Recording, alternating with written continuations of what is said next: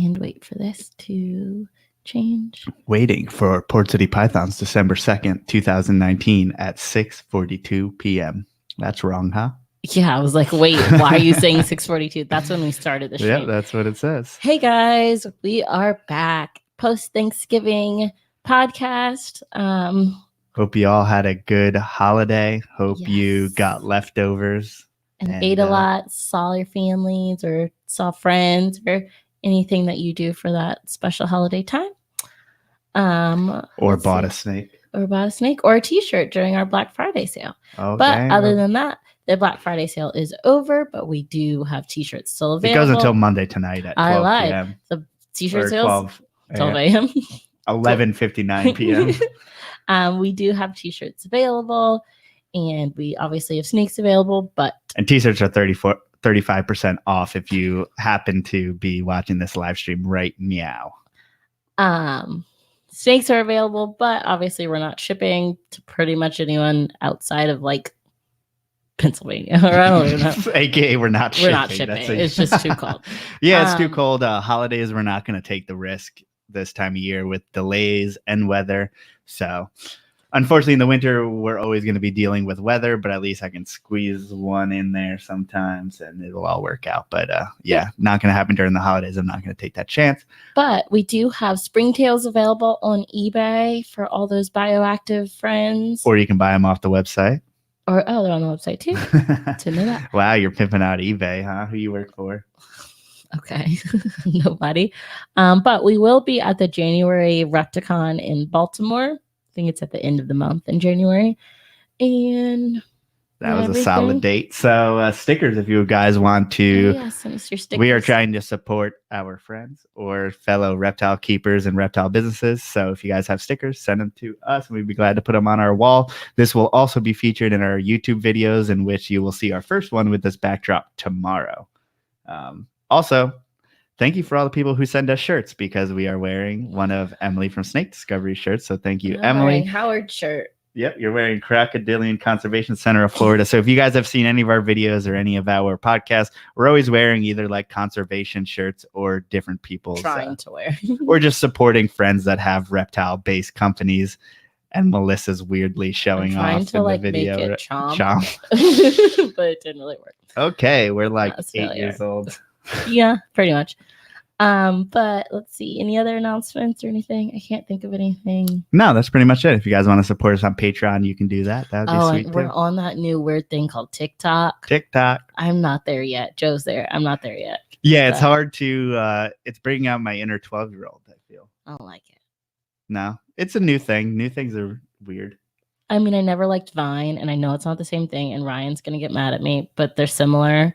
I think you need to warm up to it. You need to actually play with it enough to where it knows that you're not a 6-year-old child. You're going on it and you're seeing what initially is happening, because it thinks you're just everyone's a normal. It thinks that the normal user is looking at this, which is like, kids who like memes and weird meme culture and lyric things and dubbing, singing, and all that. But you got to like keep on the feed and like, I just like all the animal things, and now I'm getting animal things, and it's nice.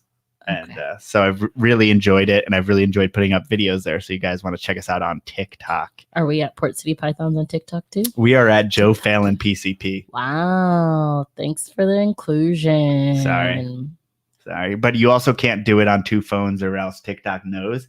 And they're like, you're a business, so we're not going to let you do things. So that's why I need to be careful not to make like the quality too good and not to make certain things, because they don't like the fact that, because they know that social media, all that is free advertising for businesses. I mean, that's how we've used Instagram, is we've gotten basically free advertising for nothing. And now all of a sudden they want you to pay. So we're not reaching as many people. But TikTok, they're letting you reach so many people. But they want to make sure that you're not a business, because they want to get started. Then I'm never getting on TikTok, because I'm not going to create my own. You got to create your own. No, well, you got to create one just to look and just to be in the ether, because you got to know what's trending on there and all different things. And I don't know, you'll probably see us dancing eventually. Will depend how. Well, you're going to be the one dancing, I think. Okay. Well, this is a very long intro. Let's get back to real life, non-12-year-old things. Real life. Today, our guest is Heather Moye of Fairytale Dragons. our first bearded dragon podcast. And you guys know I don't do things with legs, but I'm actually interested just in the bearded dragon world and everything because I know nothing about it. Absolutely. So, Heather, thank you so much for being here and welcome to the show. Hi, thank you for having me on. Of course. So, obviously, you breed bearded dragons, but how did you get into reptiles in general? It's an interesting story. I actually, when I was young, my mother actually, when she was young, she had my grandfather made her like a little critter keeper, and she was catching critters and things like that out in the yard. And I kind of followed after her in that. So when I was young, I was catching all types of stuff. In fact, I got kicked off of the school bus when I was in elementary school for taking a king snake on the bus because I wanted to let it go in the quiet place. So the bus driver wasn't real happy about that. We had this place called the Quiet Place at the back of the property at school. It was like a garden, and I thought that this snake would be really happy there. And the bus driver didn't agree with me, so I got kicked off. But anyway, you weren't as lucky as Ron was sneaking things onto a bus. No. No. Which is a weird commonality. Yeah, that you guys both had that. Yeah. No, yeah. His stories, I was like, no. I did most of my growing up in Central Florida. I was born in Houston. We moved to California. Then we moved out to the Marshall Islands. My father worked for McDonnell Douglas. And of course, that was a test missile site out in the Marshall Islands. We lived on Kwajalein. So we moved here when I was about 6.5 to Central Florida. And other than moving to Dallas and moving to Atlanta and a few other places, I always end up back. So, so anyway, my primary interest actually in school was marine biology. That's what I was going to go into. And, life happens. I met my son's father. We got married, so on and so forth. So I ended up in the jewelry industry, long story short. I spent about 20 years in that industry. There is some crossover with the jewelry industry and reptiles, which was interesting. So I managed luxury jewelry stores for a long time. But I was working, 70 hours a week. I never saw my son. I didn't really have the quality of life, if you will. I had the paycheck, but, I missed my son's, field trips and things like that. So I ended up, my first marriage after 12 years didn't work out. And I ended up dating somebody else, and he had perhaps some difficulties keeping jobs, and bought him a ball python. I had bought him a scorpion, so on and so forth. And he decided all of a sudden that he was going to buy and flip reptiles. So that's how I landed up in the business. So I would go to work, I would come home, and there would be all of these species like in tanks and so on and so forth. And a lot of times they were imports. I had a number of, tokay geckos latch onto me over the years. And the bearded dragons, I was obviously, he was buying from importers. He was buying from wholesale. He wasn't producing anything. So a lot of times they would come in and they had parasites and so on and so forth. So I would say to him, hey, how do you take care of this versus this?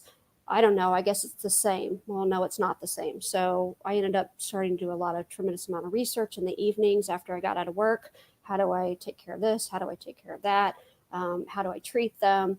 And the bearded dragons, the aromastics, the frilled dragons, there was just something about the lizards that I really enjoyed. So, we had a huge rock python that we named Gertrude. And I came home from work one day and he had gone down south to pick up a shipment. And all of a sudden, literally in my bathroom, in my guest bathroom, there were a pair of white throat monitors. Just randomly showed up. So he wasn't very responsible in that regard. So he had a lamp clamped onto the edge of the bathroom countertop. Yeah. Anyway, I'm like, aren't they going to knock that off? No, they won't knock that off. Are you sure they're going to knock that off? Yeah. Well, my townhouse almost went down over that. So anyway, it was an interesting start. When I exited that relationship, then By then, I had purchased a number of bearded dragons from reputable breeders because that was something that I was very much interested in. And I grew them, I purchased them as babies to grow them up because that way I know what my stock is. I don't like to buy adults, I never have, even from the beginning. And so when I exited that relationship, then I took my bearded dragons with me. And once that everything was concluded with that, then I went ahead and formed Fairytale Dragons. So I've been breeding dragons for about 15 years now. I began Fairytale in '09.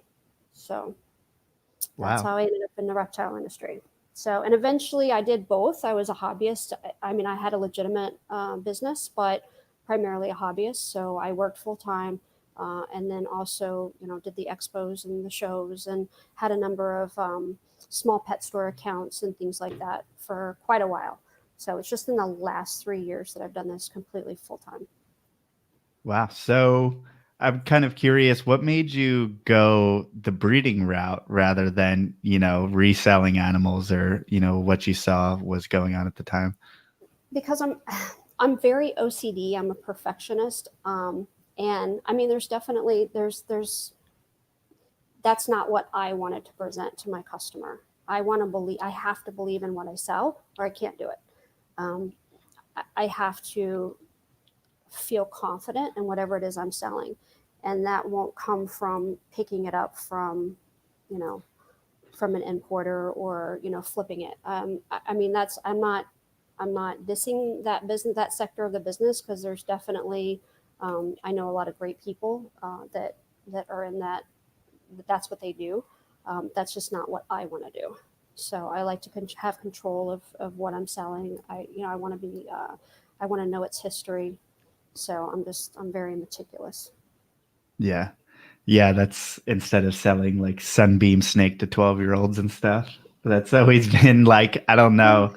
For me, it's like I would be way too nervous to sell anything because you're usually working with animals that are going to be difficult, whether to treat or whether, the species are less common, and I Well, don't I mean, know. when we've had the white throats, I mean, I've turned people down for sales because I didn't think that they were going to be able to properly house them, care for them.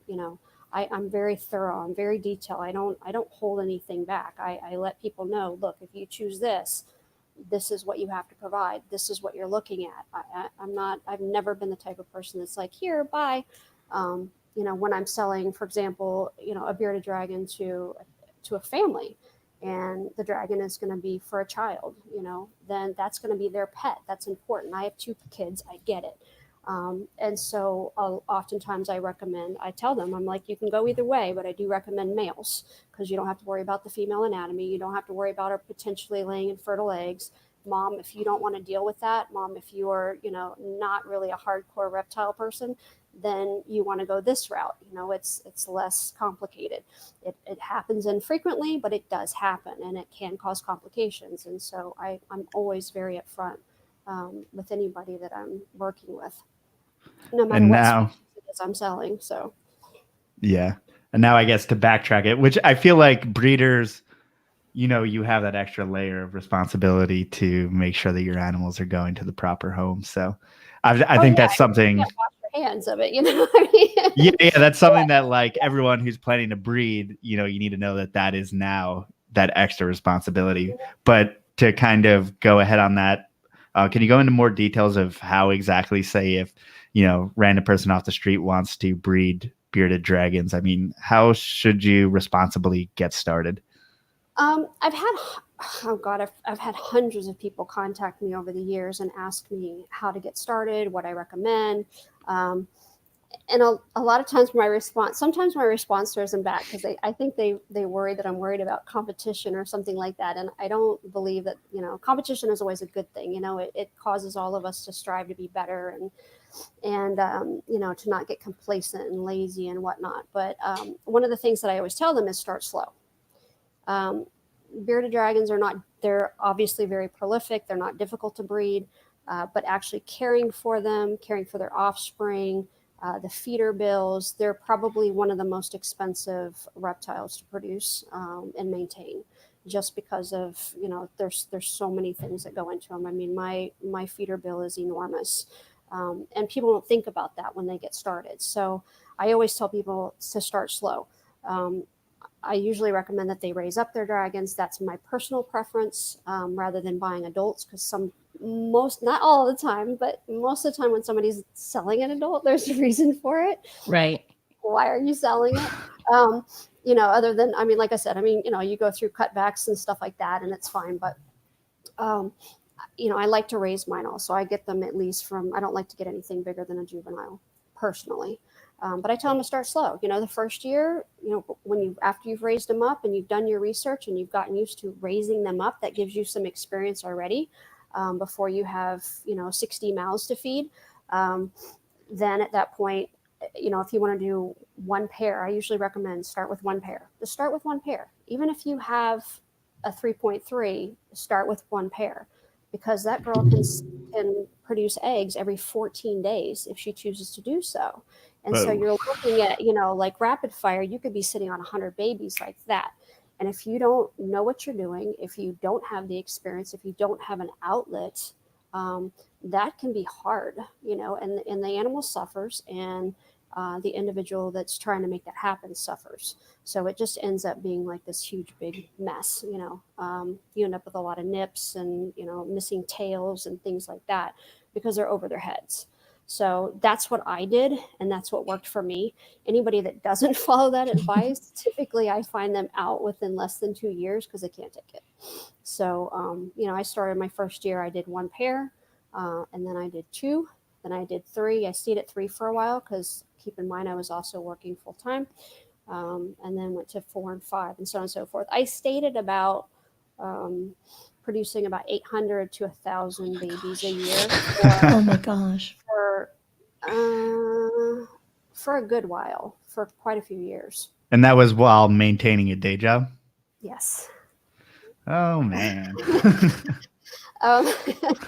It's, I mean, you get a system and you get, there's no way. I mean, if I were to produce back then, at the beginning, what I produced this year, for example, I mean, it would have been a train wreck, because I wouldn't have had the ability to do that. Now it's just like autopilot. So it's not difficult. So. Yeah. And I think that goes for breeding any animals, because we've had our jump up and it's like, I'm drowning type of situation as well. Oh, yeah, absolutely. But how many, I mean, that one animal, so go back to them being able to lay eggs every 14 days.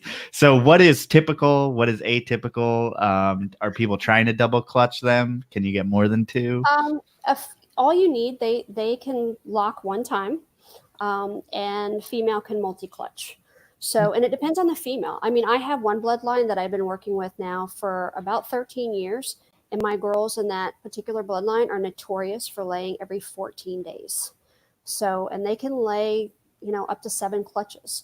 So, I mean, that's a lot really fast. Most of the time, they'll lay every 21 days or so, up to about every 4 weeks. I've got some girls that'll lay once a month, just like clockwork, every 3 weeks, every 2 weeks, 17 days, 19 days, whatever. And they can multi-clutch just on one lock. Wow. So, and it just depends on the female. I mean, sometimes you may only get 1 clutch, but other times, look out, you may get 7. So you have to be prepared for any of that. Clutch size can vary pretty drastically. I've had girls lay as many as 42 eggs, although, no, wait, 45. I had 45. In one clutch? Yes. That's really unusual. That doesn't happen very often. The one bloodline that I was talking about that really seems to like laying every 14 days, those girls have a tendency to be like 30, 32, 34, 36 eggs. Wow. Average, though, is in the 20s. So you'll have some girls that may lay 12, some girls that may lay 16, 18. So you have a lot of variance there. What's the size of an average egg? The eggs are a little bigger than about the size of a quarter, I guess. Okay. Not quite. They're, I don't know, 3/4 of an inch long. Yeah. I'm just thinking of fitting 45 in Yeah, because I there. mean, Like, bearded dragons Oh, aren't it'll giant not that animals. big. yeah, no, I have we have several large incubators, so they'll fill up pretty quick. And are these clutch sizes, say the first clutch is 42, is the second one 35? Does it Is there no diminish as right? clutches go on? Most of my girls will maintain like right within a couple of eggs. So if they lay, some of my girls will lay 32, 32, 32. Sometimes they'll have Wow. 33, 35, 30. But I mean, a lot of times it's pretty consistent for that girl. Their first year they may lay, less than they do their second year. So it just depends. How big of an incubator do you have to hold 800 eggs? We have several incubators. Yeah.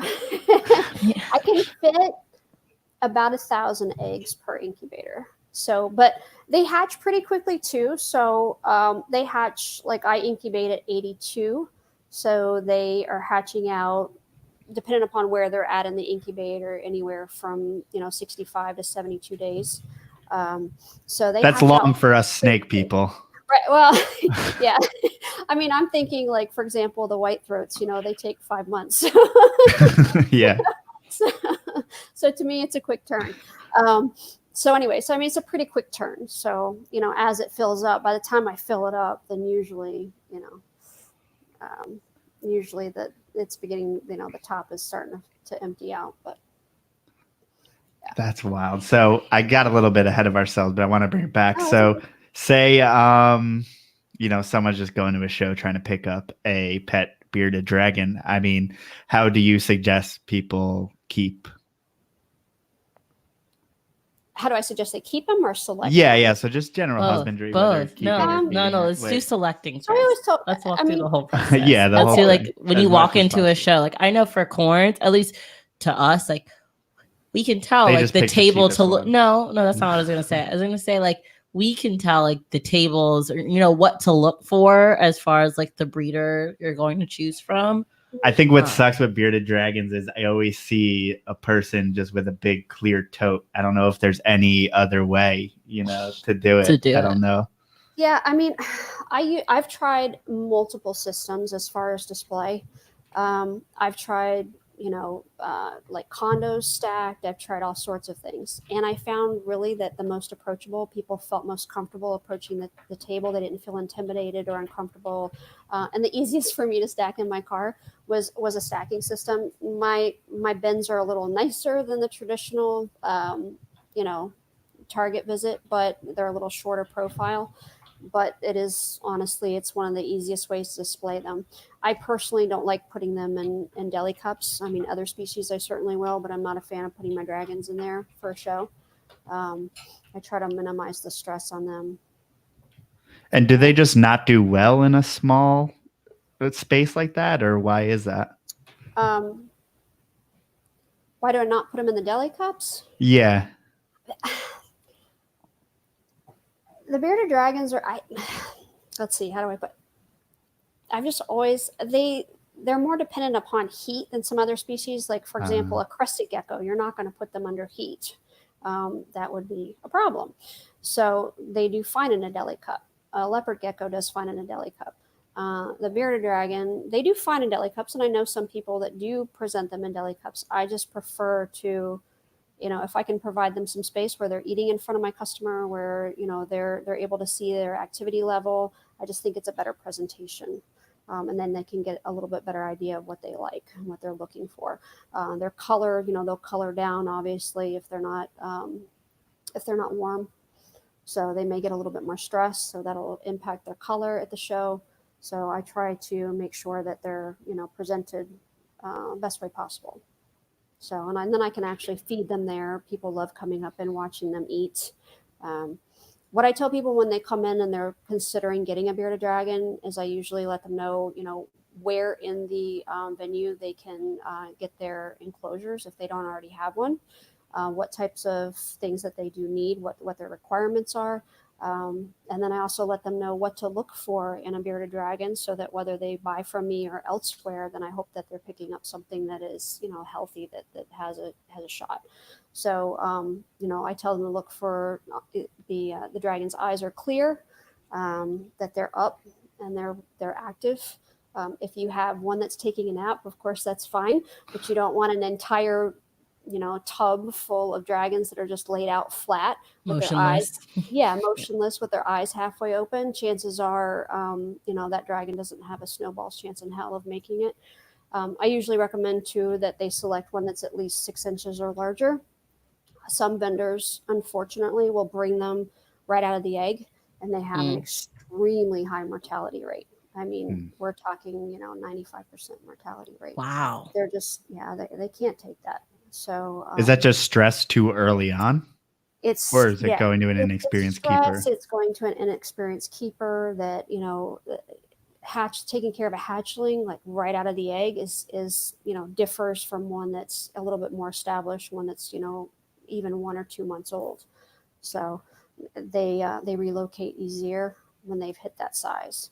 So, and it's not even like, I mean, I have some that'll hit 6 inches and I'll decide, no, that one's not quite ready to go yet. And so I'll hold it back a little longer. And then I have others that I'm like, you're ready to go. They don't care. So I bring them when I feel like they're I feel confident that they're ready for a new home and that they'll do well with the relocation stress. Do you have like a max amount or a number you typically like to bring to shows, or it just kind of depends? It depends on the show. Obviously, Tenley, I bring more than in Daytona. I'll bring more to those shows and the Tampa show than I will to like Jacksonville, for example. Some of the smaller shows, I don't bring as many because why stress them out? I don't feel that they're a lot of times. A lot of the shows that I do too are within driving distance, so I can go home that evening and restock if I need to. So, a smaller show, I'll bring 20 animals, 25 animals, sometimes a few less, 17, 18. To the larger shows, then I'll bring, 40, 50, 60, just depends, 80. I think that's funny because with snake people, we're always like, fill up the whole table with the display, and we bring all of our animals out, just hoping that someone will like never a certain have look, 80. But no one ever sells. But we never have 80. Who's bringing? I mean, there are people who are bringing 86. We don't. Yeah. But I think it also, it depends on like how you're displaying it. The people who just put their snakes in deli cups, they can fit a lot more animals than someone who's using a display case. And I guess another thing would be, I don't like to overstuff my bins either. Right. I typically, if you look at one of my,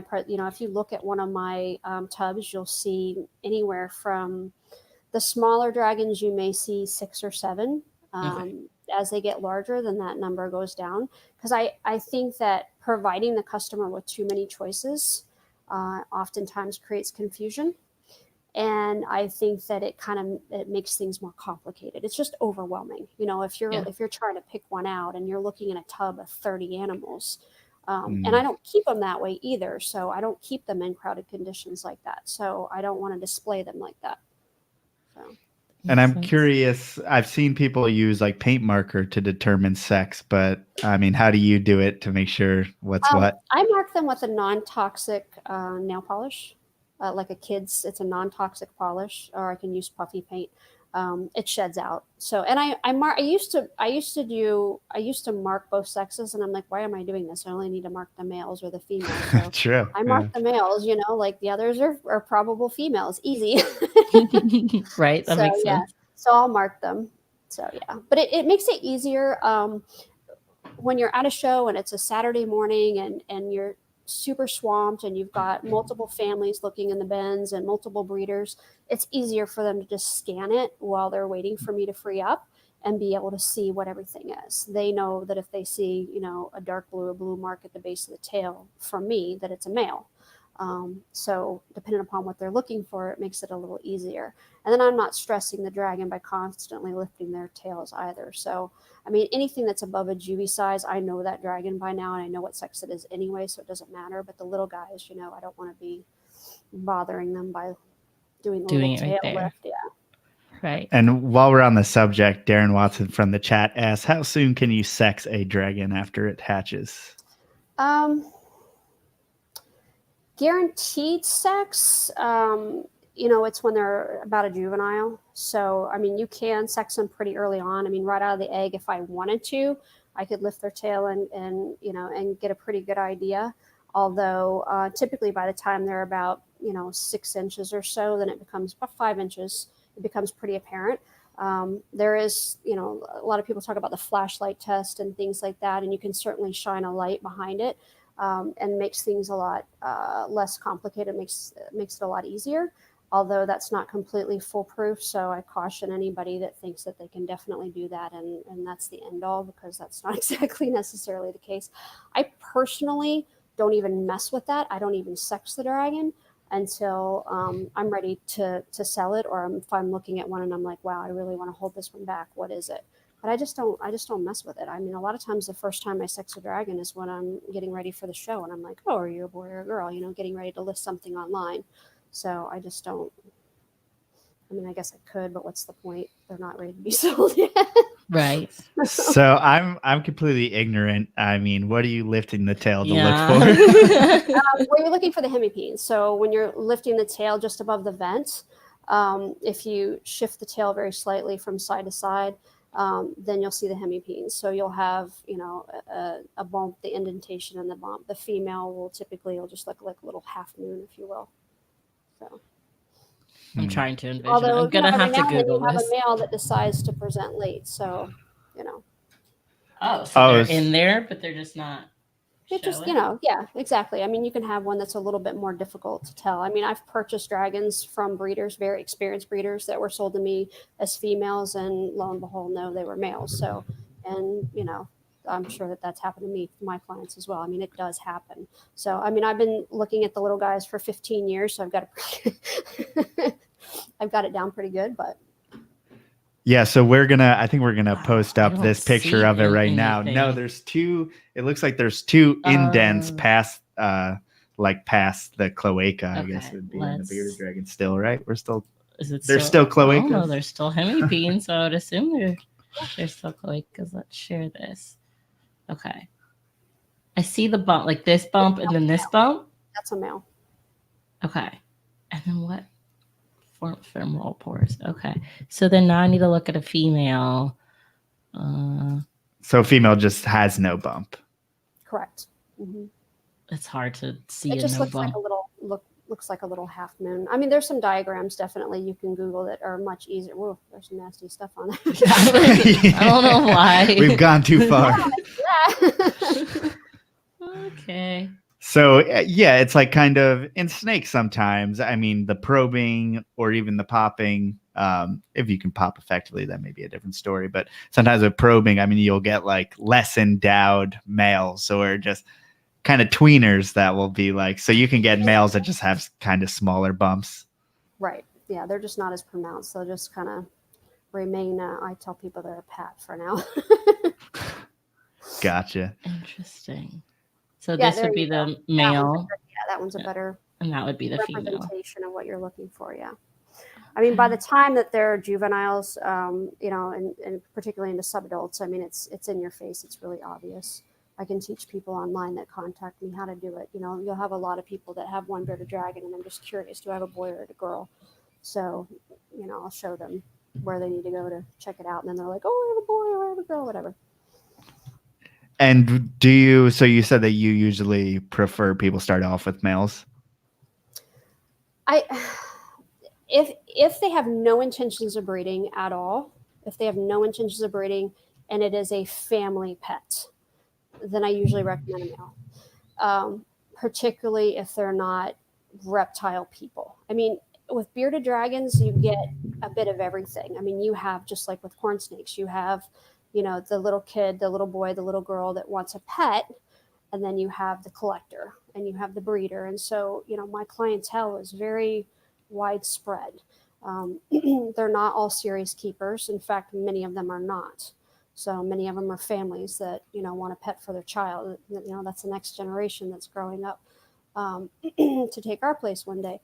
But anyway, so I just, it's less complicated for a parent that is not a reptile enthusiast who's a little nervous about the whole process. I let them know that up front. That way they can make the choice as to whether or not they want to acquire a female or not. Now, if their child is dead set on a female, I mean, every one of my clients has my cell number. They can contact me at any time. They can text me at any time. They all know that. I've had people contact me 10 years later and ask me questions. I've had people contact me with 100 questions in the first week. That's fine. I have no problem with that as long as they're, asking the questions. I'd rather them ask than not. And I'd rather them ask me than get the information and try to figure it out on Google or, in a reptile group or something like that, who everybody has a different answer. So. Yeah, absolutely. And I mean, last time I kept bearded dragons, I think, it was kind of reptile carpet heat rock type of time period. So how does someone effectively do it? I mean, what do you need to start off with besides obviously no a tank?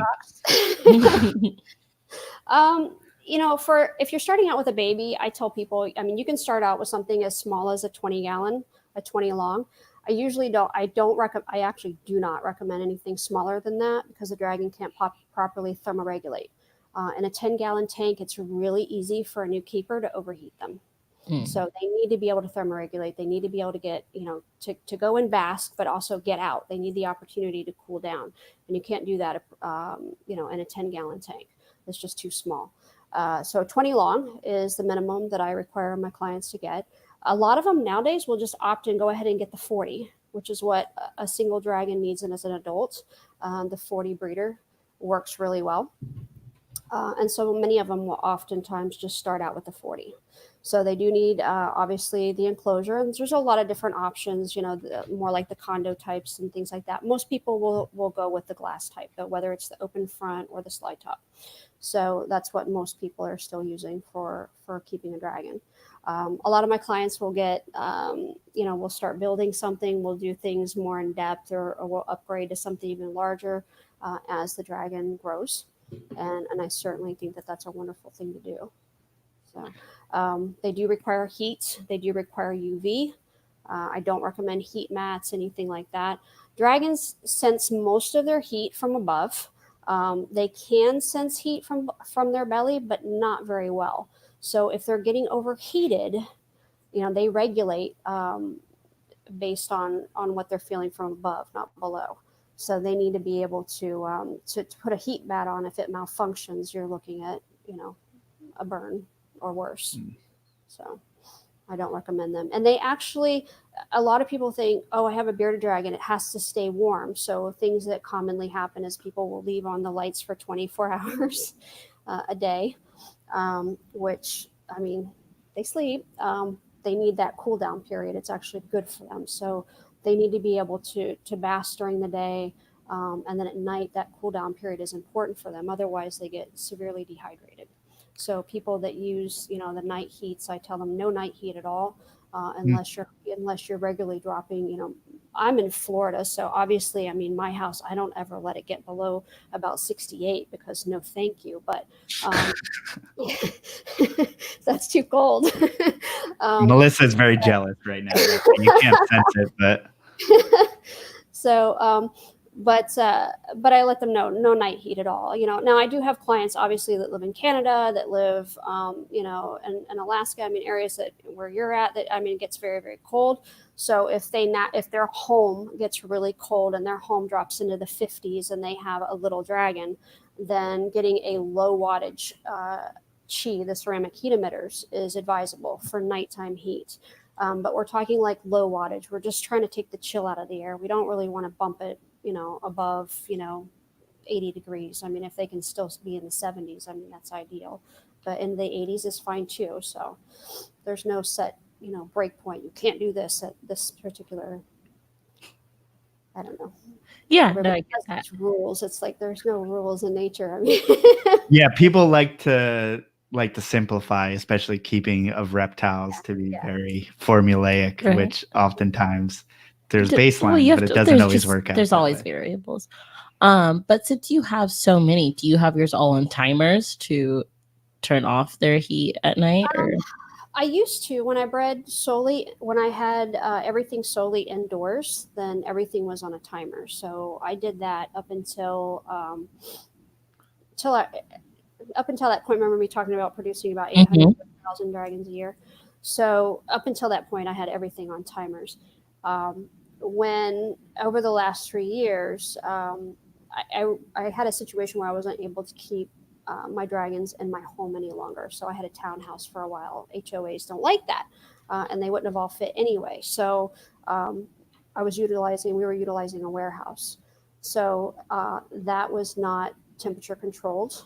So I didn't use timers because I prefer to be in control of that. And I wanted to make sure that I was there. So I don't fully trust timers and lighting. That makes me a little bit uncomfortable. So unless I'm going to be home. So you'd have to go there every night and turn all of those off, or? Well, when they were at the warehouse, I was there in the morning and got them turned on and ran them. And in the evenings before I left, I shut them off, or I had somebody else shutting them off for me. So. Gotcha. And now as the pet owner, like, oh, go ahead. Oh, and now, I mean, I have dragons that are outdoors, completely outdoors. My adults. I have some adults that are still on an indoor-outdoor system while we continue to build. And then I have babies that are in the back building. We have a 2,000 square foot building at the back of the house. So I have juveniles actually that are back there. And then I have babies and juveniles in my living room. So they're all over the place. Yeah. I mean, I'm running about 65 tubs, I guess, in my living room. So yeah, in racks. So you might as well just call it your bearded dragon room. Might as well not even call it the living room. We all have reptile houses, and yeah. In the formal dining area are the crested geckos. So normal to me. For sure. But do you want to do some questions from the chat? Yeah. Sorry, I just wanted to ask, just because. I mean, I don't know anything about light bulbs. I don't expect anyone else to know because, I mean, I barely ever use a light bulb. So what do we do as far as UV as well as heat? The UV, what I recommend I prefer the linear tubes. I do not recommend the coils at all. They're pretty inconsistent. The coils are typically all made in China anyway. And so they have a real inconsistent emission of UV. And they have a tendency to, sometimes they will still, even to this day, they'll even after years of them knowing that it's a problem, they'll burst.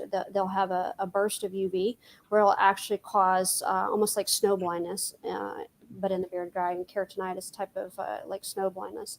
And so it's temporary as long as you get them out of it. But sometimes a new keeper that has a coil, they will notice that a dragon will start closing its eyes all the time. It doesn't want to open its eyes. And that's because they've experienced, basically a burn to their eyes. And so I'm not a fan of the coils at all. There's a compact made by Zoomed that's pretty decent, that has a pretty good emission that works okay for a 20 long, but I never recommend it as a permanent solution. It's something more of a temporary. The linear bulbs, either Zoomed or Arcadia, are the two that I recommend. And then it just depends on the enclosure that my client is going to be using as to which bulb I recommend. So I think as an industry, in general, a lot of times we think more must be better. Sometimes people are using very, very high output bulbs with a low profile enclosure. And that, to me, that's detrimental to the reptile. They bask, but any lizard, when you're watching them out, for example, even just the common anole that we have here, in the morning, you see them all basking. They all come out and they bask. My dragons that are outside, they come up in the mornings, they go up and they bask. And then they retreat. They go into some of the lower levels or the subfloor, and they'll vanish for a little while. And then they'll come back up and they'll bask again. They're not constantly basking. So, they're not constantly taking in tremendous amounts of UV. So I feel it's unfair to any reptile, to subject them to that without providing them a place to hide. So that's one of the common things. If you're going to use a higher output, then make sure that they have a hide. If you're going to use a higher output, make sure that there's a safe distance between the bulb and where the reptile is typically basking. So. And is there an exact? I always kind of offer. I always spend time with each of my clients, even if they're online, recommending what they get based on what they have, what temperatures they keep their home at, and so on and so forth. So, somebody that keeps their home at 80 degrees is going to require a lower wattage heat bulb than somebody that keeps their home at 70 degrees, because your ambient is going to be different, which therefore your basking is going to be different. So I can usually tell you right away, if somebody keeps their home at 76 degrees and they're going with, a 40-gallon breeder, what size bulb they need, what size heat bulb they need. And is there an exact temperature that you're trying to hit? Anything like that? I hate that question. Some dragons really enjoy basking at about 102. Some of them like it 115. I mean, I usually tell my clients to shoot for about 105 to 110 for a basking spot, but giving them the ability to get away from that and still bask a little cooler if they want. Because, I mean, I have dragons that really like it hot, and then I have others that don't. And I mean, I've noticed that the entire time that I've been keeping them, they're all a little bit different. There's not a set number. The big thing is giving them the opportunity. I tell them instead of focusing so much, I mean, the temperature is important, but pay attention to what your animal is doing. Pay attention to their activity. You want to see a dragon come up and bask in the morning. You want to see them get warm. Then you want to see them kind of go out and about and explore, kind of going back and forth throughout the day, going and basking. If they're always basking, then they're too cold. If they're never basking and they're in the corner, they're either too hot, they're sick, or something else is going on that we need to address.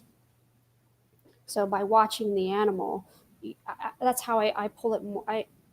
I'm more instinctual like that. I mean, I watch what my animals are doing and tweak it accordingly. So.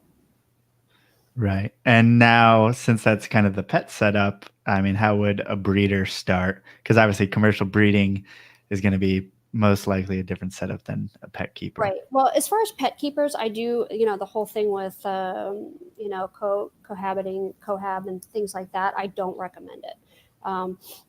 I don't recommend it. I mean, I do it, but I mean, I'm very experienced with it. I know what to look for. I know what signs. I'm constantly separating and sorting. So, for example, when I have a clutch of dragons that hatch out and I say I have a clutch of 20, then I'll set them up in 2 bins. So there'll be 2 in each tub.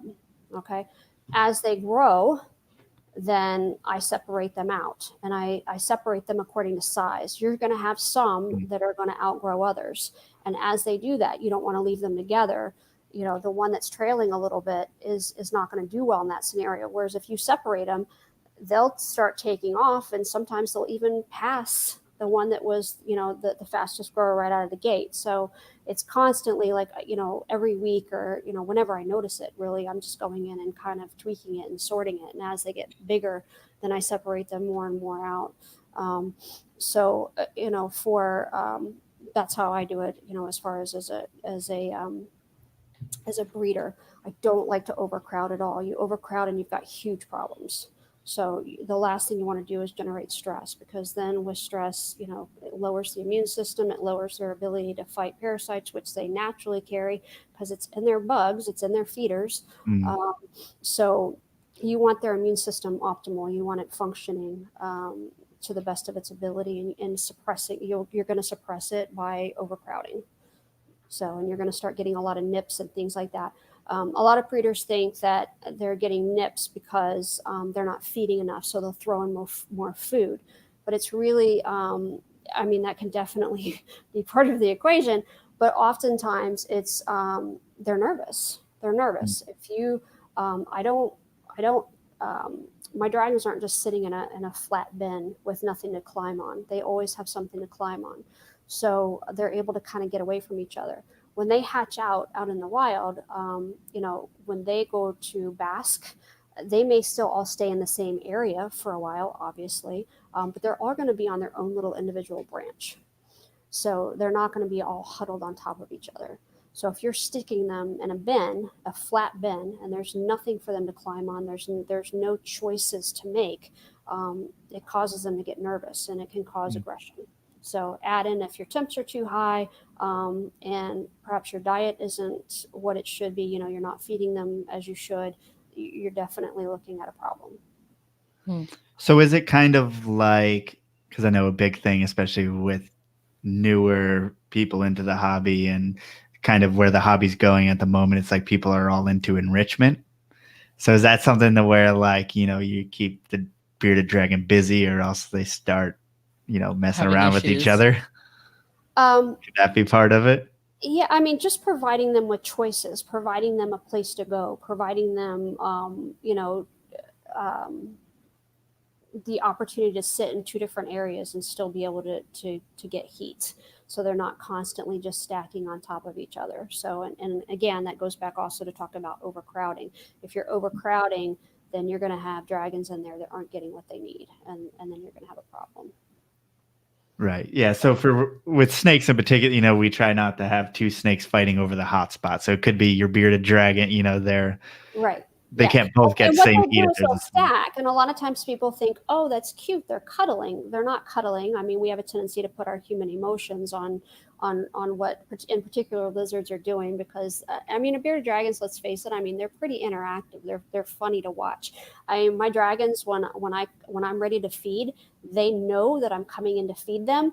They know that that I've got the feeder cup in my hand, and it sounds like a rolling thunder because they all run to the front of the bin and they go and I mean it's hilarious and I mean it's really it's something else to watch. The first time Ron saw it, he was like, "Oh my god!" Because everything that he did was always outdoors. He raised all of his babies and everything outdoors. Where my experience has been indoors. And the first time he saw that, he was like, "Oh my god!"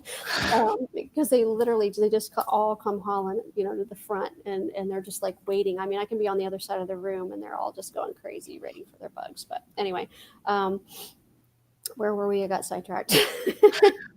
It doesn't matter. We hop hop all over around. the place. But I think it's cool to see reptiles kind of make that association. Oh, okay, yeah, human emotions on it. Yeah, so when they're stacking, they're actually competing for heat. That's a dominance thing. It doesn't mean that they're going to get aggressive with one another necessarily, but it's a dominance. They're competing for heat, so they're stacking on top of each other, and the one on top obviously is the I win because they're the one that's receiving the most heat. So right, and I mean a little bit onto heat. We have a question from the chat, and she's just keeping a pet, and she's wondering her house is going down in temperature, and it seems like her young female wants to brumate. Do you suggest them brumating? Or should a petting or keep them up? I don't recommend letting them brumate that young. I mean, the reality is they're going to do what they want to do. But I do try to keep them up at that age. If the temperature in your home is falling, then I recommend to my clients to increase the wattage a little bit on your bulb. That's for example, a lot of times I'll tell my clients if they get a lot of temperature variance in their house throughout the year. Mine's pretty consistent; it's always warm. But I tell them to invest in a little bit higher wattage bulb, and then one of the extension cords with the controller on it, so they can kind of dial it up and dial it down. It's a super easy, inexpensive way to modify your temps without constantly changing out and tweaking bulbs, and then a keeper that a pet keeper doesn't necessarily have to go out and get a thermostat and spend a tremendous amount of money. I mean, it's super simple. You can just pop it up a little bit when you've got a cold front coming through, or if you live up north and it's cold, you can dial that up and then gun it and see what you're getting. So, but I mean, a lot of times you can snap them out of that by increasing the heat a little bit, the basking area a little bit.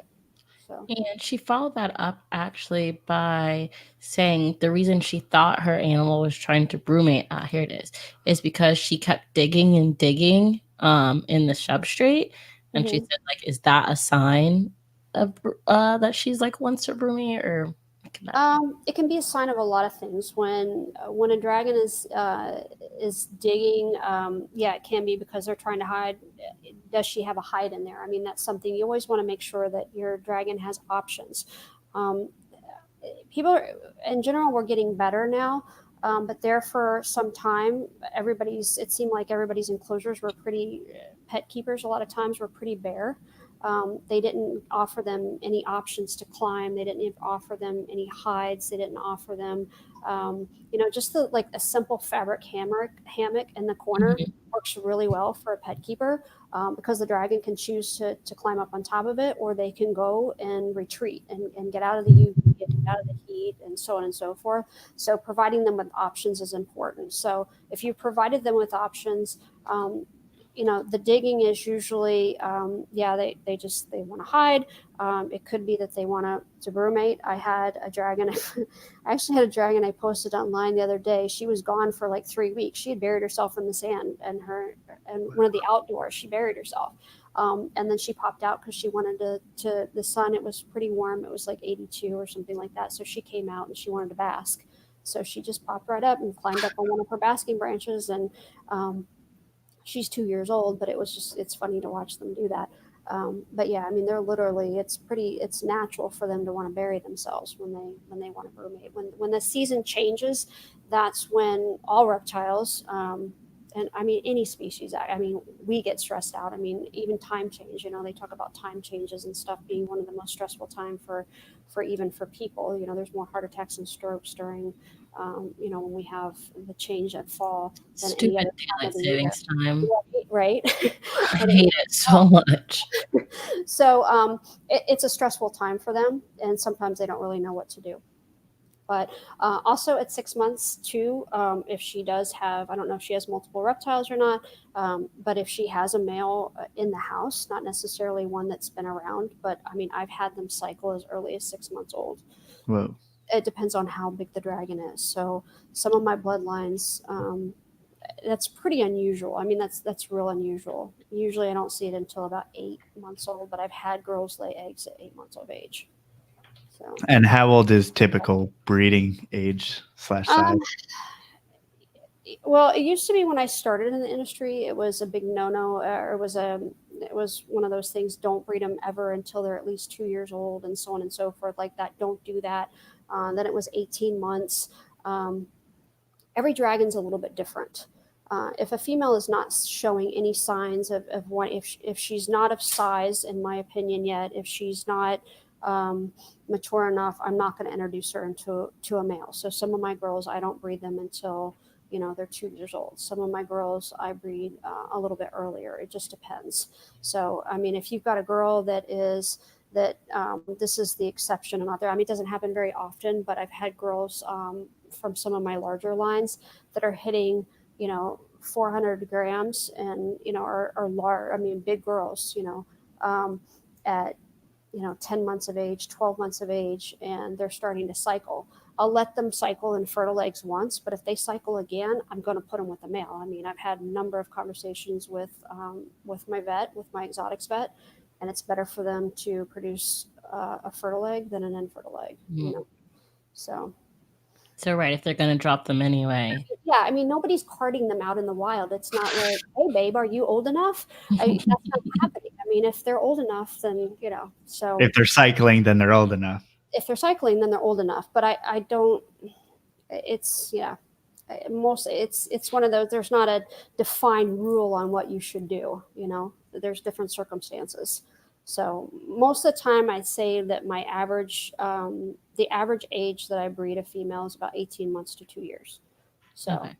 But it has been younger though. If I have a girl that's exceptionally large and she's cycling, if she keeps cycling, I'm going to put her with a male. So. And what about males? Breeding size and age? I have breeder friends that'll breed them as early as 5 months of age. I usually don't breed them until they're 7 or 8 months of age. Basically, if they figured it out, then and I have I've seen no ill effect from that at all. Do you have unexperienced breeders? Because I know many snake species, you may have a male that's younger and he kind of has a little trouble figuring it out. Grows his confidence, I think. Yeah, I mean, you have some, I mean, it's funny. I mean, I've had some where I'll have a male in a bin and I look over at him and he's like 4 months old and he's bobbing. And I'm like, are you serious, dude? Like, chill out.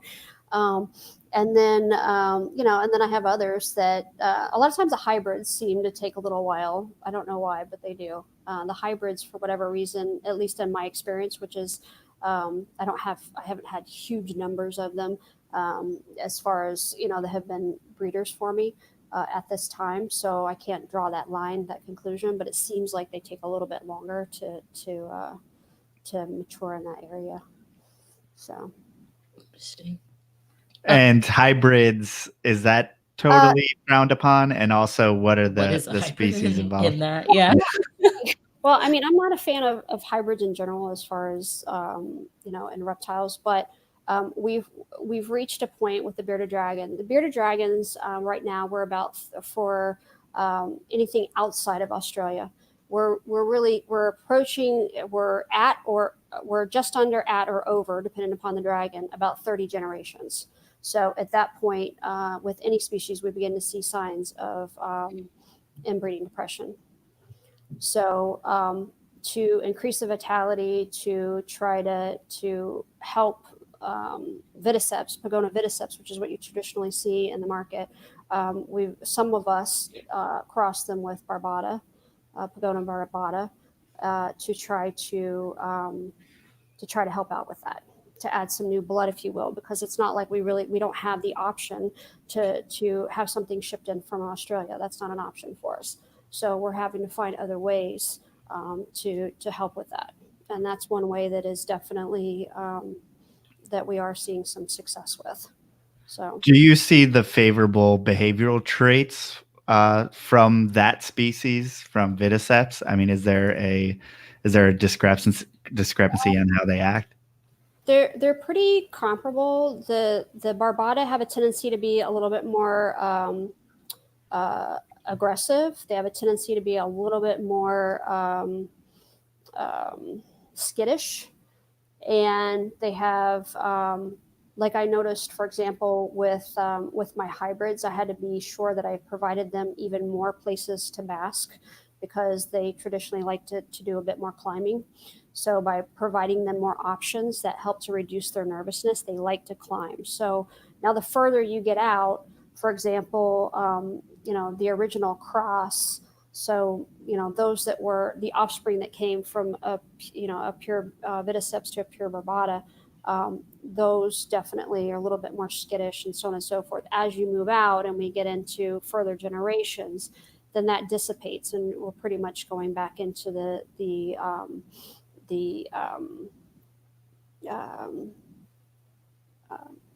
attitude of a traditional Viticeps. The reality is, though, is that a lot of that stuff was already crossed out years ago. I know that when Ron was on, he mentioned to you guys that he used to produce Barbata. So he produced thousands of them a year, and nobody wanted them back then. Nobody wanted them at all. So they would, in wholesale shipments, then they were getting, sent out as bearded dragons, because they are bearded dragons technically. They were getting sent out as bearded dragons, convenient, yeah. right? So Viticeps and Barbata and even Rankins were all going out in the same shipments wholesale as bearded dragons. So I mean, the reality is that if you were to do DNA testing on what we have, they would they've already been hybridized. We're just trying to add some new blood, if you will, to do the best we can with that, because we are starting to see some signs of that. That's going to be a problem in the coming years. Now, as far as Viticeps go, I mean, I know that sometimes, there may be European animals that are from a different lineage, and maybe you're able to import them from Europe. Is there any hope of that, or are you? Not really. A lot of times I see a lot of people, they'll be say, oh, I just imported this. Well, great. You know what happened is they got bloodlines from the US, they brought them into Europe, they bred them, and then they went back to the US as an import. So with very few exceptions, that is kind of like, I don't want to know how that happened, or, speculate. I mean, the reality is that some of that probably is going on that shouldn't be going on. But most of that is just stuff that's just crossing the sea back and forth. What's going into China is coming. China imported a ridiculous number of bearded dragons from the U.S. Well, now people are importing and saying that a different bloodline. It's not a different bloodline. It's just. I mean, we're just like coming back. So I mean, for that reason, I never import anything. I'm like, nope. But at least, it's seeing that our community is getting much closer as far as we're able to send animals from different continents internationally and stuff like that. I think that and social media did all that. I mean, before that, imports were there was the general public, like now, I can have, a client from the UK get a bearded dragon from me and off it goes, if they choose that they want to buy from me or, and in the past, they wouldn't have known where to go for that. That just was not something that was available. That wasn't a service that was available to, a common keeper or a smaller breeder. That was something that was only for the larger breeders or those that were already, importing, exporting on a regular basis. So, that's just opened up a whole new world. So. Gotcha.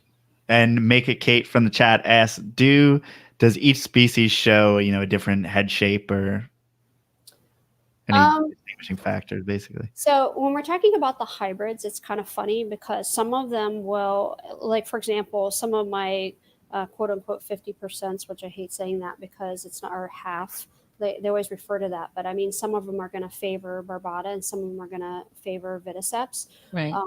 So you get a lot of variation. So, within a clutch, you're going to have some that will definitely, and even the further I get out, I'll have some that look that look very much, they take after the traits of a barbata. And then I have others that take on the traits of a viticeps. So when you're looking as far as, like, if somebody's looking as far as breeding, things that I look for when I'm purchasing one myself to grow up. And by the way, probably forever, I don't bring in a lot, but, and I'm very picky about what I bring in and from where, but probably for every, it depends on the set of circumstances, but for every 10 to 20 animals I bring in, I may only actually use one of them as a breeder. So so I grow them up. One of them has, an underbite, or they have, some sort of trait that's not something that I want to move forward with. Right. Then I'll put them in a pet home. They're healthy. There's nothing wrong with them. They don't have the characteristics that I want to see, that I don't want to use them in my breeding program. So, but oftentimes people are selecting specifically for color, or they'll, a specific trait rather than paying attention to the body structure of the animal. So if you have an animal that has, twiggy legs, a really small head, body shape is kind of funky, wonky toes, things like that. Those are all things that, a really short tail. Those are all things that I don't recommend using. Does hybridization seem to help that or hinder that? Or yeah, no, it is. It's definitely helping that. So, and people, and breeders just in general. Now that we're entering into this, it didn't used to be a concern. You didn't have much of that, but now we're starting to see more and more of that. So, when you're selecting an animal, when you're going through, for example, a breeder, if you have a clutch of animals and you're looking for different things other than just color, some of the most important things, like I said, are going to be, the size, are there, do their legs look like little twigs? And if they do, then you need to pass on that. So is their tail short? Is their head really small? Things like that. Do they have an overbite? Do they have an underbite? Those are all things that you need to pass on, in my opinion. And what do you do as a breeder when you produce those kinds of animals? How do you place them, or do you cull them? If they're still healthy, there's nothing wrong with them going into a pet home. I think that I think that social media has done a little bit of a disservice in that area, because it's created this idea, I think, in a lot of ways, that a dragon needs to be a specific way, that they need to be a specific size by a specific age. And if they're not, then there's something wrong with them. It's like, you've got to be kidding me. My kid is 6'2". I don't know how that happened. There's nothing wrong with him. He's 6'2". Are you going to call me because I'm 5'4"? You have natural variation. And I think that people have forgotten that, or some people have taught that, a dragon has to be, 8 inches by the time they're 2 months old, or there's something wrong with them, or they have to be this, or they have to be that. And that's just really, you get variation. I have some bloodlines that get quite large. I have some that don't. If you have a clutch of 30 dragons, you're going to have some that are going to end up being larger than another, just like a litter of pups or anything else. I mean, you're going to have variation, and it's not as specific as everybody thinks it is. It's not. They don't all grow to the exact same size. They don't all have the same. I don't know. It drives me bonkers, but I have some dragons that hatch right out of the gate. They grow very, very quickly, and then they'll slow down. And they'll slow their growth rate a little bit. And I have others that will start a little bit slower. They'll start more of a mid-range, and then they pick up speed. So there's nothing wrong with either one of them as long as they're healthy, they're eating well, they're getting the nutrition that they need. I don't know. And what is that? I feel like we kind of skipped over the feeding portion, because I mean, obviously that's important for every animal, but yeah, and that varies too. I mean, some have a higher metabolic rate than others. Some have, females have a tendency to get a little hefty after they've produced eggs. Imagine that. So they have weight comes on easier for them. So I feed all of my dragons are on, as they grow, they're all on their own feeding program. I mean, I look at the dragon. I know it's not okay. Everybody gets 10 worms today. That's not how this works. Some of my dragons that have a tendency to be to lean on the plus side, then I won't offer them as much protein as one that has a tendency to lean on, that has a tendency to be on more of the lean side. Plus side is such a nice way to say that, by the way. Well, well, see, here's the problem. A lot of people, I watch this every day on social media until I have to turn it off.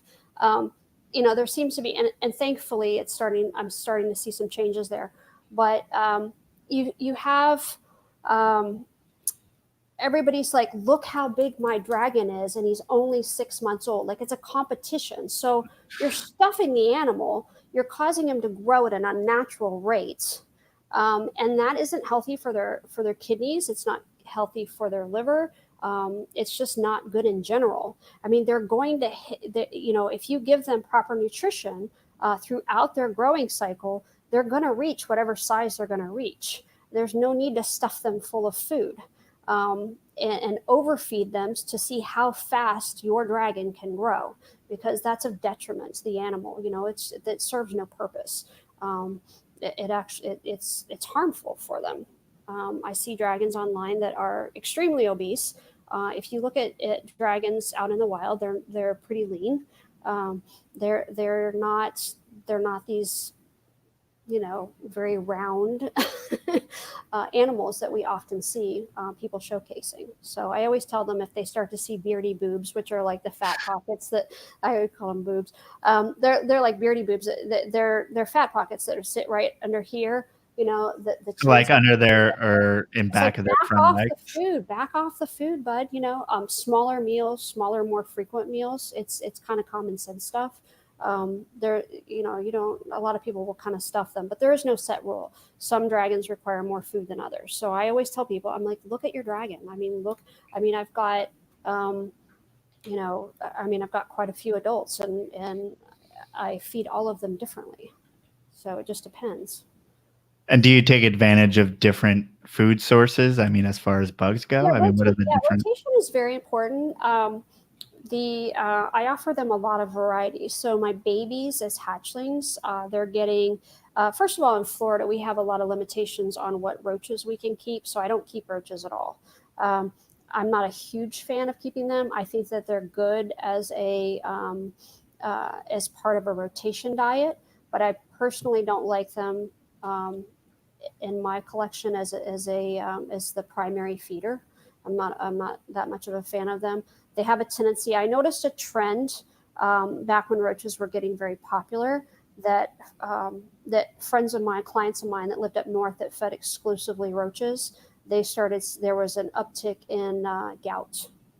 So they have a tendency to, and dragons love them. I mean, they really do. They're like crack to them. I mean, they really take right to them most of the time. So I mean, they're great source of protein. They're great as far as adding in the rotation, but I don't like to feed anything exclusively. So my babies are getting crickets. I like for them to chase them. It kind of stimulates the hunting.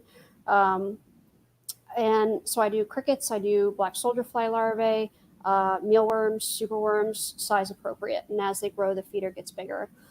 There's a common something that you'll see touted online all the time. They can't eat mealworms. That's absolute garbage. I've been feeding them mealworms for years. They've been used as a stable feeder for people that have been producing dragons for 30 years. There's nothing wrong with a mealworm at all. They are what started that belief in people that they thought that it caused impaction. So impaction can be a problem in bearded dragons. Most of the time, the impaction occurs with a cricket being way too large, because the leg, oftentimes the cricket, may kind of jettison out if they swallow it wrong, and it'll kind of jam, and it can cause paralysis. And unfortunately, a lot of times that will lead to death if the owner is not able to get them to be able to pass it. So that can be problematic. So appropriate size feeders is important. So is there any like trick to using, say, a mealworm at this time or cricket? So say I want to use rats right before my snakes are going to breed, and then I might go back to mice when they're on a leaner time. Is there anything like that? No, I mean, with the babies, I always offer, what I do is with them, but it's not for that reason. In the morning, I offer them crickets. And then in the afternoon, I offer them a worm of some sort, like for their later meals, they'll get worms. That's more for my benefit than anything, because if by chance they didn't eat a cricket or two, I don't want to go in there and pick them out. The crickets have a tendency to kind of, they can be kind of aggressive.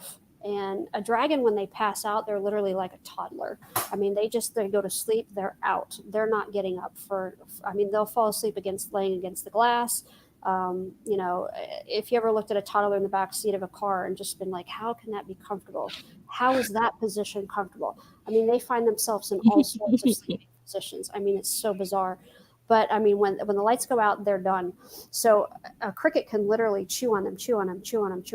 So if you leave a lot of crickets in there, it can cause damage to them, significant damage. Actually, it can also cause problems with. It could cause them to really not want to eat them. I've noticed that if somebody has erred and left crickets in the enclosure in a pet keeper, if they left crickets in there and they didn't clean them all out, the crickets will go find places to hide. And so when the crickets come out at night, once the lights go out, they'll come out, and particularly if there's no like leftover greens or anything, they'll come and pick on the dragon. And a lot of times that'll throw off the appetite of the dragon. That dragon will stop eating. So that's oftentimes one of the questions that I'll ask a pet keeper is, by any chance, are there any crickets running around in the enclosure? And that's actually on my care sheets to make sure that those are removed at night. So anyway, by me feeding that in the morning, it saves me the extra labor in the evening of having to pull any out, because they're completely annihilated by then. Right. There's just so much more attention. Oh yeah, this is a lot harder than yeah, and I mean, I can go all over the board. I mean, I always tell me when I have a client that's purchasing a dragon from me, I give them a basic care sheet that has the basic information on it, and then I just tell them, I'm like, just text me so I can fill in the blanks, because there's so much little stuff to it. Right. And where do the greens come into play in all this? The greens, I personally feed greens in the morning. They're primarily, when they're young, it's a source of hydration for them. So I give it to them first thing in the morning. I usually make sure that the greens are really wet. That way they can go ahead and lap up the water. Dragons don't, most of them, some of them you can train about half of them, I guess, about half. But many of them will never drink from a water bowl. That's not what they do. That doesn't come natural to them at all. So they need the water, they need motion. The water needs to be stimulated. So, or they're lapping it up. They're getting it off of their greens. They're getting it off dew. Like my dragons outside, I mean, they get a lot of their water from the morning dew, and they love it. And they'll come up when it rains. They'll come up on the platforms. They have a choice. They can either retreat, and they have plenty of dry places, or they can come up. If it's been particularly hot, then they'll come up. They love the rain, so they'll come up and they'll drink. They'll like lap it off. So it's kind of interesting to watch. But hydration with them is kind of tricky. A lot of people think automatically make the jump desert, don't need water. Mm. And that's like the furthest thing from the truth. Dehydration is a huge problem with animals, with dragons, and it's probably one of the number one killers of for pet keepers. Is the dragon is chronically constantly dehydrated, in a state of dehydration. So I always tell my clients to make sure that the greens are sopping with your vegetables. They get a lot of, like, I offer them shredded squash. The squash has a high water content, so they'll get a lot of water from that. From their greens, making sure their greens are wet. My clients will offer them baths, like in the sink, so on and so forth. So if they can teach them to drink out of the water bowl, it's great. But I always tell them they kind of need to tap the water to stimulate motion. So and teach them to drink that way. As far as the greens go, what kind of greens? I offer a lot of variety. They love dandelion greens. Those can be a little bit harder for me to find, but when they're in season here, I snap them up, which is really good for the liver too. Dandelion, arugula, spring mix, collards, mustard, turnips. I tell people, escarole, if it looks good in the store, if it's fresh, number one, it's usually the least expensive green there because it's in season and it's the freshest. So and just mix it up. So don't always give them the same thing, because just like us, for you to eat the same thing over and over and over again, you're going to run, an excess somewhere, and you're going to run deficient in other areas. So if you're mixing it up, then they're getting different nutrients from different food sources. And do they need any supplementation? Yes, they do need calcium, and then they also need a multivitamin. So they do need both. So. And how do you administer that? Is it through the bugs or through the greens? I usually recommend, I put it on my bugs, because if by chance, they always eat the babies always eat their bugs. That's what they're going to go after. They don't always eat their greens though. Some days they go after them and they annihilate them. One may annihilate it one day, and the next day it's like, I'm not feeling it. But they'll eat their bugs every day. So I typically will, I recommend that my clients dust their bugs. So, and then it just depends on the manufacturer, because there's a lot of selection out there nowadays. So some brands are a little bit more chemically derived. Some of them are a little bit more naturally derived, and some of them have a higher vitamin content than others. So I pretty much tell them to stick by the recommendations that the manufacturer has, unless they let me know specifically what they have, and then I'll make those recommendations based on what they have. Did you just say dust the bugs? Oh, you've never heard? No. I'm trying to imagine this in my head. No, I mean, take it, like, I use big feeder cups, but I always, if you're using like a little Ziploc bag, and if my clients like get the bugs up in like a little paper towel roll, cut a paper towel roll and use that, the crickets will climb up into the paper towel roll. Some of my moms out there don't want to touch the crickets. There's an ooh factor for them, and I understand, that's okay. They can tap the roll into the bag, and then just basically you're just coating them. You're just giving them a light coating. So. Interesting. Kind of like the old shake and bake, you shake up the bag. Yeah. Yeah. I do that with fish in flour.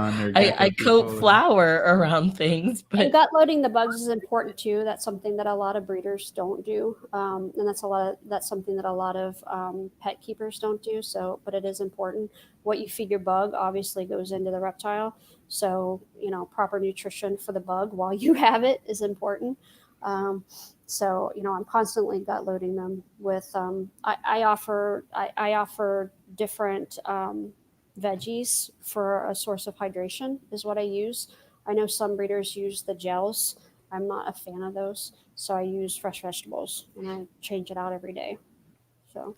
And how do you do anything other than that, as far as like, can you gut load anything else that's beneficial other than just? Oh yeah, I mean, I play it by.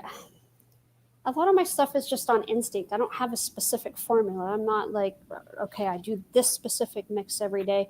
It depends on the season. It depends. I mean, a lot of different things. So, I offer the veggies. I also use the sticky tongue. I use a gut load by them that I like. So I use that. I'll mix that with water, a little bit of water. I'll use bee pollen sometimes, probiotics. So yeah, kind of mix it up a little bit. Yeah. And is there any way to like overdo it on supplementation? Are there any, You can get D3. Yeah, you can get D3 toxicity. So people that, like, for example, my dragons that are outdoors, I don't give them very much D3. There's no need for it. I mean, they're getting it from the sun. They don't. They're producing it. I don't have to supply that for them. It was more the old technology, the old UV technology, like the and even up to like the T8s. The D3 was more of an issue than it seems to be now with the T5s, with the HO, the high output UV. As the quality of the bulbs have gotten better, then D3 is toxicity is becoming more of an issue now. So now we're too efficient with the D3. Yeah, and some brands have a higher content than others. So, a lot of times, like I offer mine because mine are on I run the T5s for my indoor stuff. So I have days that I offer D3, and then I have days that I offer without D3. So. Gotcha. And a question from the chat that you mentioned earlier. What do you dislike kind of about the gels for hydration? I'm guessing that means crickets. Yeah, since it's like that, it's the like the silica gels. I don't really, the cricket ends up consuming that. The bug ends up consuming that. So I really don't want the dragon consuming it. So it's just. It just seems like a less natural source when you can just use vegetables. Yeah, exactly. I mean, it's more of a, if I have an option of using fresh veggies, why wouldn't I? Because then they're going to pull in, that's providing additional nutrition than just the water. So. Gotcha. Now, how do you keep? Yeah, go ahead. I want to ask a question that someone asked in the chat like a long time ago. It's my one like jumping back, but he asked it so long ago. I feel bad. Sean Wagner asked, when breeding, how do you decide which ones you're going to hold back? Like, what are you looking for deciding what to hold back? Well, we kind of touched on it a little bit. I look for, I'm not going to pick the ones that are, I'm automatically not going to select the ones that are slower growing. So I'm going to choose the ones that it's going to be in the top, 30%, I would say, of the clutch as far as growth rate. I'm going to look for things like, their feeding response, their the growth rate, the structure, the body structure, as far as the size of their head. Like I said, if I see one that the head looks kind of small for the body, then that's not something that I'm going to select. Just something that has a really nice build, a nice solid build. Some of them, when you pick them up, they feel, a lot stronger than others. So, good grip, things like that. I don't know. It's just like a lot of little things. So, I may hold back, in one pairing, I may hold back 6, and then later, come spring of the following year, cut it back, to whatever it is that I want, or I may let all of them go. I mean, it just depends. I mean, sometimes I'll hold back 6 and I won't end up in a pairing and I won't keep any. Sometimes I'll hold back 6 and I keep all 6. It just depends. So it's just something that I think kind of comes with time that you figure it out. But I've never selected my animals based on just color or just, just the presentation of the mutation itself. There's all these other factors as well. So as a breeder, and someone, who's producing animals of any type, is it, when you get into the number of animals you have, is it more important to think about like the health of your whole, I don't want to call it a community, I'm missing the word, colony. There you go. The C word. So are you thinking more so like the long-term health of your colony? Is that come like well before like the actual mutations that are present? Because for me, it's like, damn, I hit this like quadruple recessive, but this baby is like a slow starter or just doesn't look right. And it seems like the ones with the most genes always are like that. That's not like, the reality is that, when you have a mutation, I mean, it's attached to something, and sometimes that something isn't good. So sometimes it's something that we don't notice. It's negligible on the outside, but the more genes that you shove into an animal, I mean, that is, a mutation is it's a defect. So is it a defect that causes any issues, or is it something that they do just fine with? I mean, but the more genes you stack, then yeah. And I think that, therefore, for quite a few years, there was this huge race to cram as many genes into a single animal as you possibly could. And I think that's had a very detrimental effect. And that's caused, that causes additional weakness in the animal, which then you're going to have additional problems that stack up on top of that. So, I mean, yeah, I don't, I don't keep animals because they're 4 and 5G. I mean, I've spent the last 2 years, not that I was ever really heavy into that anyway, but I've spent the last 2 years kind of like stripping it down again. So I have hypomelanistic hypo animals that don't have the trans gene at all. I have trans animals that don't have the hypo gene at all. I have normals that have nothing at all, or that are 50% possible het for one gene but nothing else. So and then I still have some that are like have combos, but I've spent a lot of time kind of separating that back out, because I think that is definitely where we need to go if we want to, continue with some of these species that we don't have access to wild caught, which obviously with the bearded dragon, that's not an option for us. So we have to be very mindful in what we're doing and what we're selecting. So, to keep back as a breeder, I mean, if somebody's buying one for a pet, then fine, but, Right. And I think preserving the longevity is not something that's in the mind of every breeder, especially for something like the species is in your hands. Right. But something like bearded dragons that are so, like she said, you can produce so many. I think you're so prolific. So I think, yeah. You're so focused, like, oh, I can make 1 million. I'm not thinking about, how it affects the longevity of it in the future. But it's like, no, you still have to think that way. Even though you can, one female can make 50, you still have to think down the line how that's affecting all of them as a whole. And like you said, we're not getting any new ones right now. And I mean, and the lifespan of them has shortened. I apologize if I cut you off. Oh, no, you're fine. Their lifespan has definitely shortened. When I first started, I mean, I was retiring girls from breeding at 7 and 8 years of age, not because they had to, just because I already had so many of their offspring. I was like, she can retire now. And nowadays, I mean, a lot of breeders, we're retiring them at 3, 4, 5. I mean, there's some breeders that I know that don't use males more than for one season, and then they retire them out. So that's unfortunate. So, I mean, we have to be responsible. If you're a breeder, I mean, you really need to, and you really care about whatever species it is that you're producing, whether it be a bearded dragon or, a corn snake or whatever it is that is your thing. I mean, you need to be responsible. You need to think long-term and not just, what do I have today? When you're selecting for your holdbacks and when you are looking at your pairings, what are you doing? Are you at this point with a bearded dragon? It's a bad idea to try to cram, too many genes into one animal. Right. In my personal, that's my personal viewpoint.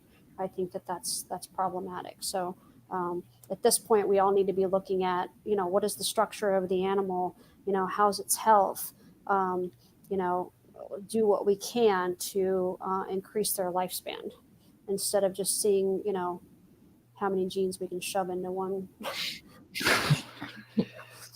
bearded dragon. And can we talk about, because I think you guys have a pretty unique animal in the fact that I'm not sure what you guys call it, but basically your scaleless animal, you need to like moisturize it.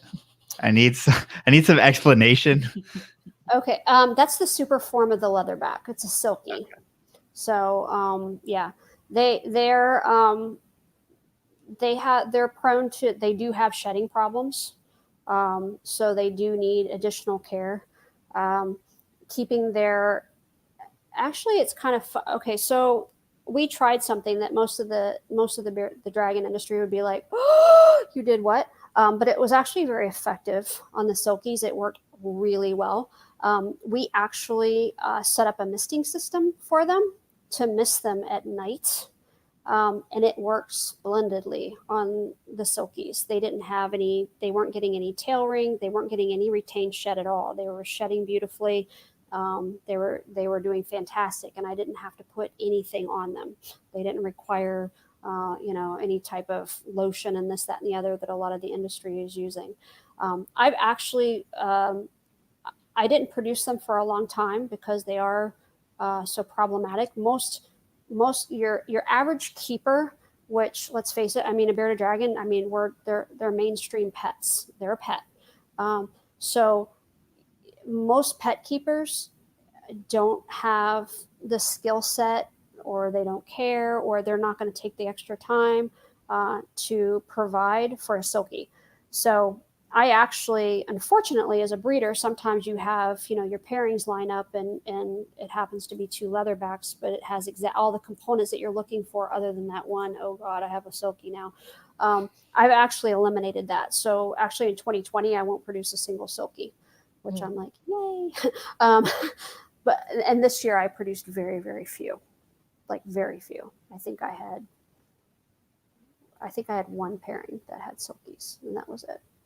So wow. I've pretty much phased them out. They can be beautiful, and they can live, a normal lifespan if somebody provides them with proper care. But most out there, not all, but most out there are not going to do what they need to do for the animal. So. Right. Yeah, that's just one of those animals that just takes a lot of extra care. But it's interesting to hear about it because, people are messing around with like scaleless ball pythons now, and they, I think, had to moisturize them. They get them to operate correctly too, which I thought was interesting. Yeah, and I just I personally, moving forward, I've produced them in the past almost out of necessity because of what I held. But I love. It's weird. I like very spiky dragons, and then I also love a really smooth leatherback. So, but some years I found myself holding back too many leatherbacks, and then you're like, oh crud. So, I ended up with silkies. But over the years, I've just decided that I just don't. Me personally, I'm moving forward. I won't be producing them anymore. So. But the leatherback doesn't have any ill effects. No, not at all. No. And does that, like, I can imagine the lessons of the, the scales or the spikes or whatever, does that make for a brighter dragon, or what's kind of the end goal there? You can see the detail in the pattern is intensified. So that the pattern really pops on a leatherback more so than on a normal scale. So, their natural pattern. So, and they do appear brighter, yes. About how many genes are there in bearded dragons, and how are they, are they recessive genes, incomplete dominant? What are you guys working with? We have both recessive and incomplete dominant. So we have the hypo, which, you have pretty much across the board. Right. The reduced melanin. And that one is, it's recessive. You have the translucent.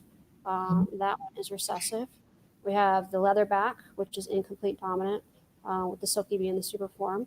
We have the dunner, which is incomplete dominant. The dunner is also another scale mutation. The scales, rather than they go in it kind of creates chaos, if you will, with the scales. So they feel more like sandpaper, but it creates very cool patterns. That's where, like if you've looked at my business pages at all, some of them will have like a stripe running down the tail, a real clear stripe. They'll look like almost like they're polka dotted too, the dunners. So that's another scale mutation. And then we have, let's see, what else? What am I skipping here? The paradox, which is not really truly a paradox, as you guys know, in the snake world or any other world.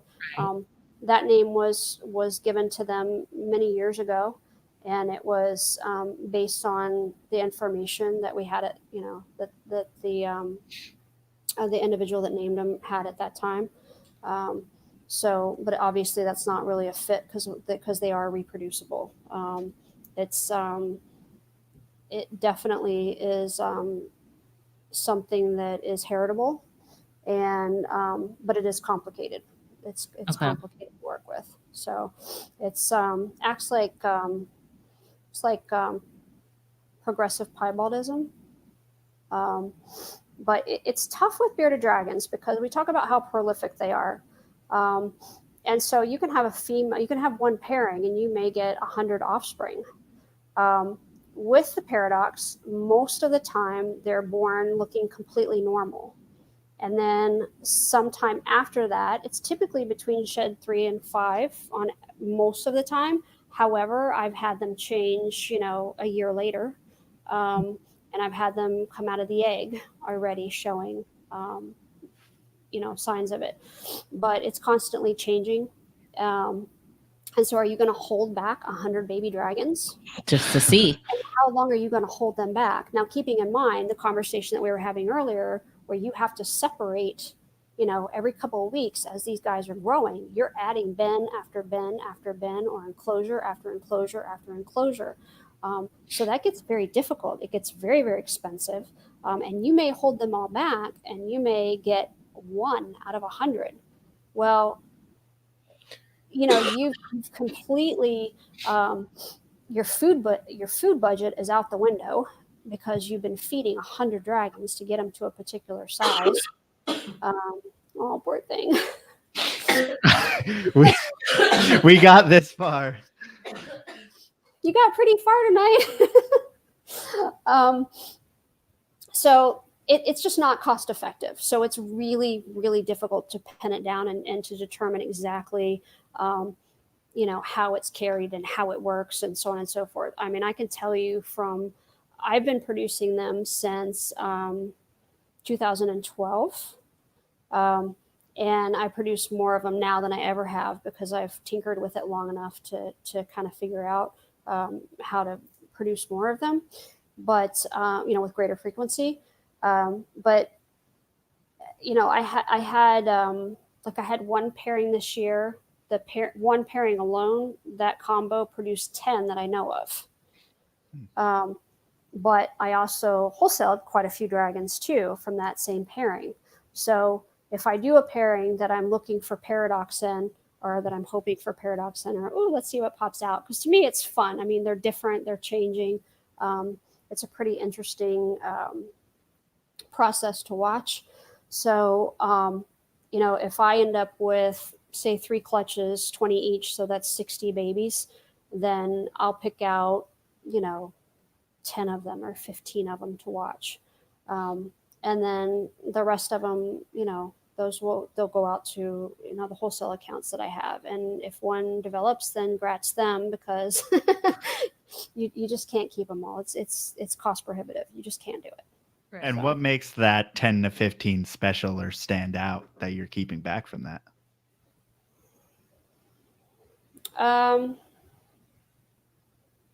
Intuition, just gut. I knew she was gonna say that. I knew it. I was gonna say insider industry knowledge. Yeah, no, it really isn't. I mean, it's you just look at them and you go, you look a little bit different. And until you've looked at thousands of dragons, it's not something that you can say, oh, well, they look like this. Da, da, da, da. I mean, I've had some people say, oh, they look kind of greasy. Well, I mean, I have had plenty of them that, that they'll look kind of hazy or something before they change, maybe right out of the egg. But I haven't really found that to be consistent in my experience at all. I don't know. I just am like, okay, you look good. You look good. Oftentimes, a lot of times they're the ones that I'm like, okay, if you don't change, would I have a problem? Would you be one that, your pattern is beautiful and you've got a nice growth rate on you? I mean, are you going to be one that I want to rehome when you're 14 inches long, or I'm going to be stuck with one? Right. Yeah, you don't want to end up with an unsellable. But I mean, that really goes, that does go into the equation. So, I mean, there's a lot of different factors that I look at when I'm selecting them. So I don't, I'm not going to select the smallest ones to hang on to, obviously. Right. So, but it's so interesting just looking through your Facebook page, like at the color change that can happen within a couple weeks. It can be very animals. And sometimes the changes occur very, very rapidly. I mean, I've seen them go from, one extreme to another. Literally, my first one that I ever produced, he was bright orange, he was bright green, actually. He was like pretty much like a green, like a yellowish green, when he went into shed. And I'm looking at him in a shed, and at that time he was already, I want to say he was about 6 months old already. So he went in a shed, and I'm looking at him and I'm like, what is going on with you? Now, mind you, this was the first one. Now I'm like, oh, I see you're changing. But I'm looking at him and I'm like, everything is vanishing underneath his shed. It was just like everything was being washed away under the shed. It was so weird. And sure enough, when he shed out, I mean, he looked like he was silver. It was crazy. He was a hypo, but key lime, he was my first one.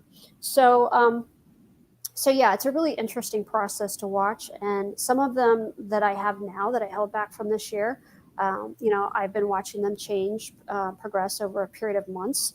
And some of them literally did a snap quick change, within, what did I just hit on his? Uh-oh.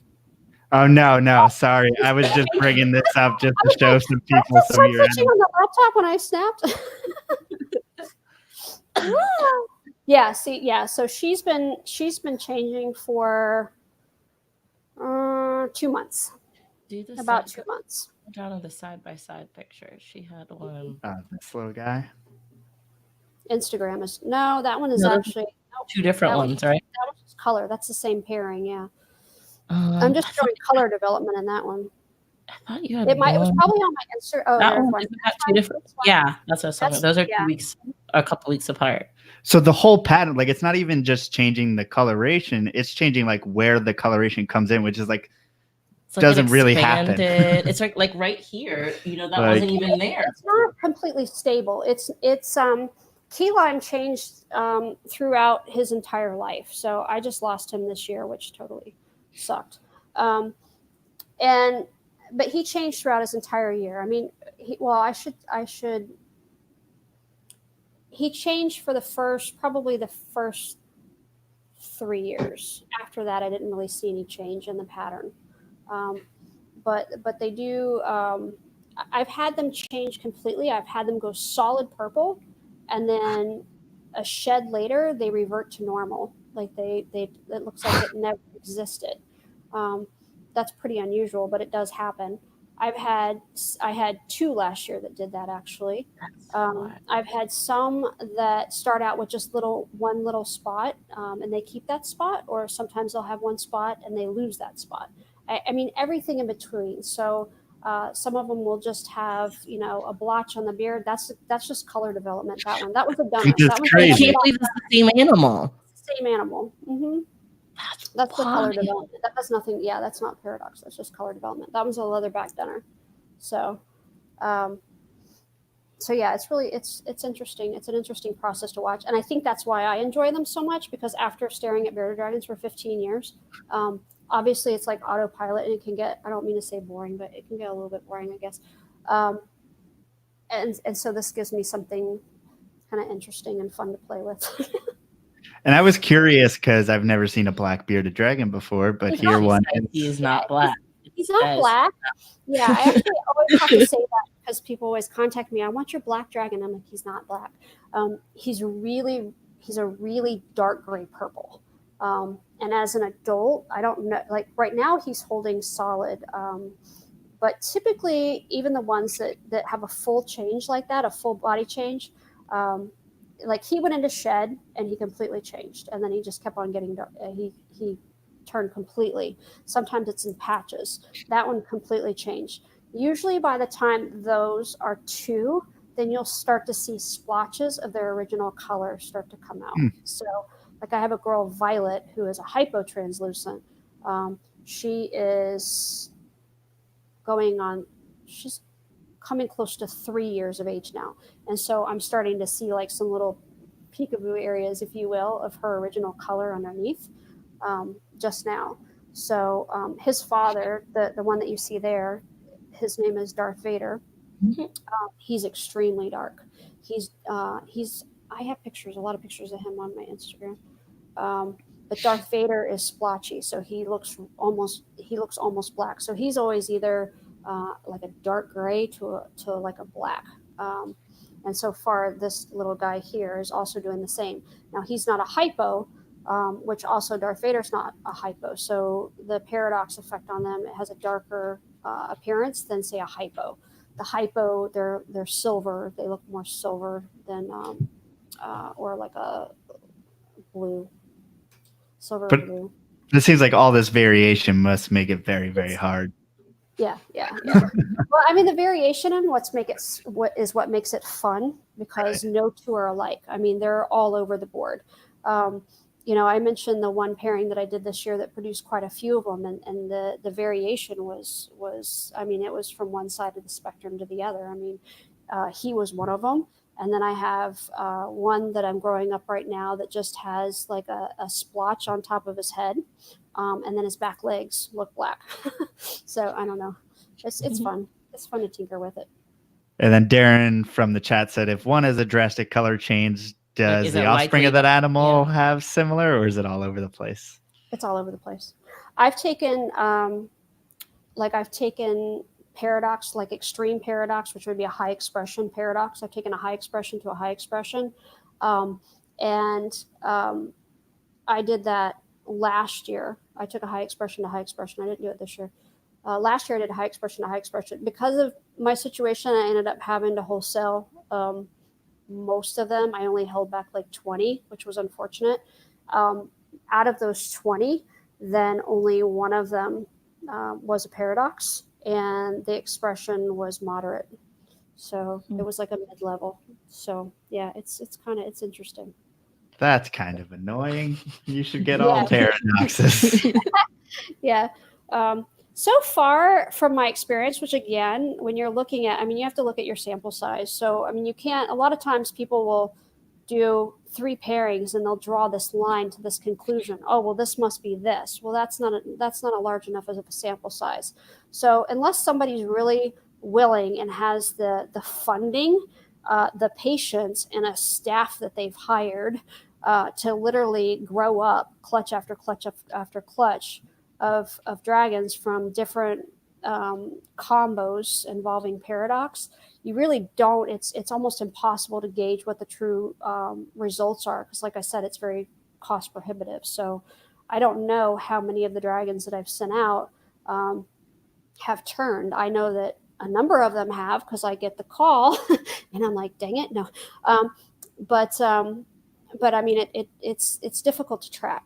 You know, you'd have to grow up all of them. I mean, you need a huge sample size, and that's just so.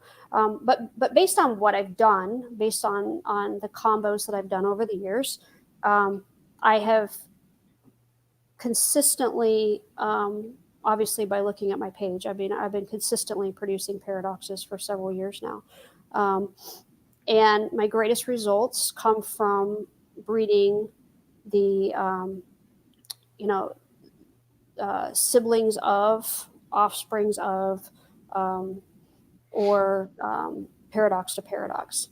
I have yet to produce, and it's not to say that you can't, because I don't know.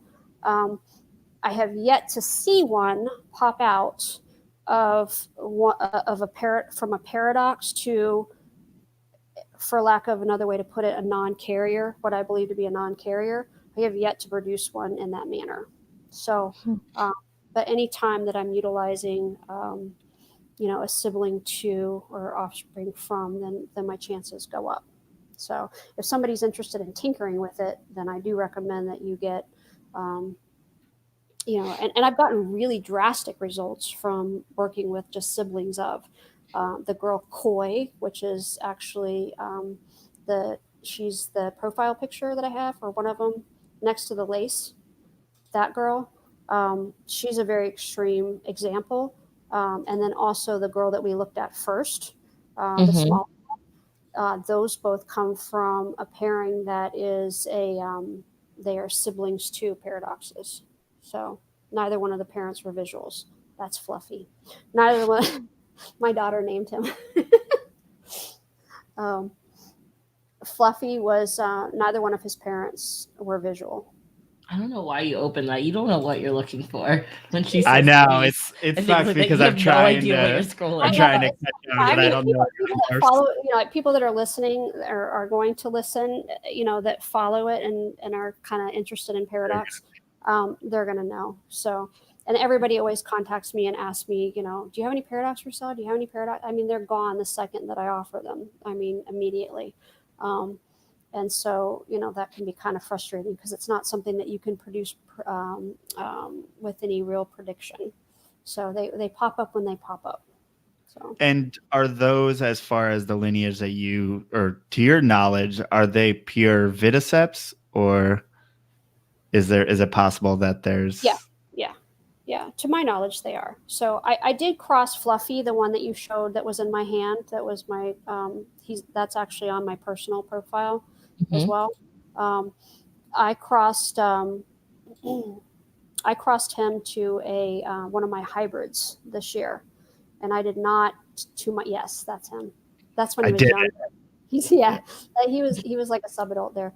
But anyway, so I crossed him to a hybrid, and I did not, as of right now, I have not seen any changes occur. I haven't produced any, I haven't seen any evidence of a visual sibling or offspring.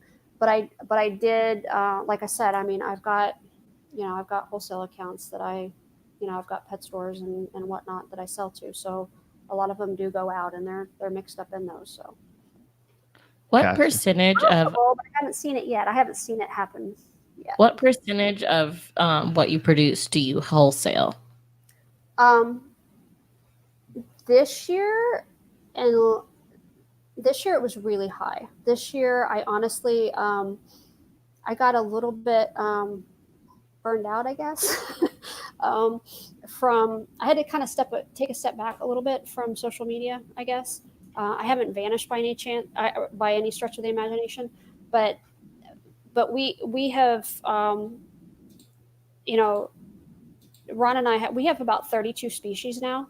So, getting heavily involved with them, setting up, working on housing. I mean, I'm constantly busy. I'm very, very busy. So I haven't had a lot of spare time to be able to take a million photos. People are like, oh, well, just send me a photo, of what you have available. It's really not that simple. Have you ever tried to get a bearded dragon to sit still while you take a photo? So, and actually so for one photo I may take that I post online, I may get that right off the bat, but I may also take 20 pictures before I get one that's actually usable. That's one that I can use or post. So it's, it's a time consuming thing. So you kind of, I don't know. I've been trying to find balance between wholesale and retail. I'm an introvert.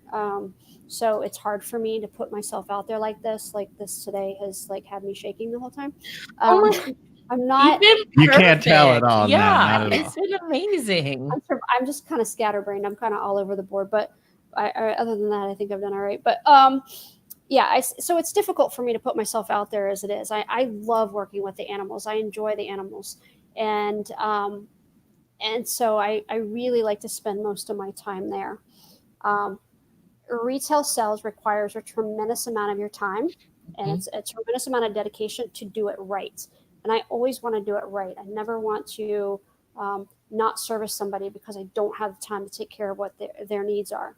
So the reality is, like, I'm always kind of trying to keep this formula in my mind of how many animals can I realistically retail each year and be able to provide my clients with an optimal experience and be able to provide them with the customer service, so that if I have that one client that has 100 questions, then I can answer them, and I'm available to answer them without it being detrimental to the other animals that I have here to care for, or without it being of detriment to, spending time with my family.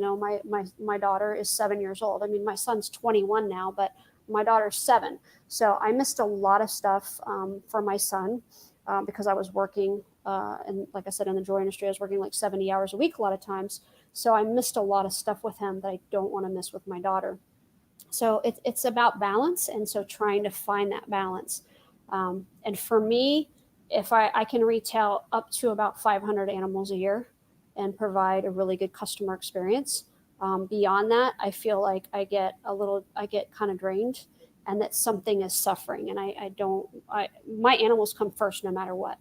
That's always the way it is. And it may sometimes come across rude, and I never mean it to be, but my animals are my number one. I mean, well, my family, but I mean, as far as my business is concerned, my animals are number one. So I take care of them before I'm posting pictures. I don't care. You're going to have to wait. Like, I don't mean that, to be disrespectful or to, not take care of somebody, but they come first. And if I'm overloaded and I'm trying to get enclosures built before winter, or I'm trying to make sure that they have everything that they need, that's what I'm going to do. And if that means that I don't list online for a month, then that's the way it is. And then I have an obligation, obviously, to, the shows, the expos as well, that I sign up for. We did reduce our schedule greatly this year. Yay. For 2020. So I'm probably only going to be doing about 12 shows, maybe, where I was doing, upwards of about 30 a year. Yeah. Which gets really draining, because it's not just the day or two you're spending at the expo. You guys know it's the time that you're spending to prepare. It's the prep. It's the prep, and then when you get back, you're playing catch up. And with what we have here now, we need somebody here at all times too. So if we're gone, then somebody needs to be here, because of, the projects that we have going on now are just, it's getting pretty expansive. There's a lot here. So. Bell's Phase lace monitors. So yeah. Someone in the chat asked a question a long time ago, and I feel bad for not sneaking it in there. So sorry, I got a rapid fire questions at you, but I'm not sure exactly what he's talking about. So Barbada, no. So that is okay. So that's what he's referring to. Yeah, I'm assuming. Okay, so you don't have any available for sale? I actually don't currently have any pures. I have anywhere from like the first generation crosses into third generation crosses. So I don't. And are there any mutations in those mixed animals? Mm-hmm. Yeah, I've been very. I've tried different things to see. So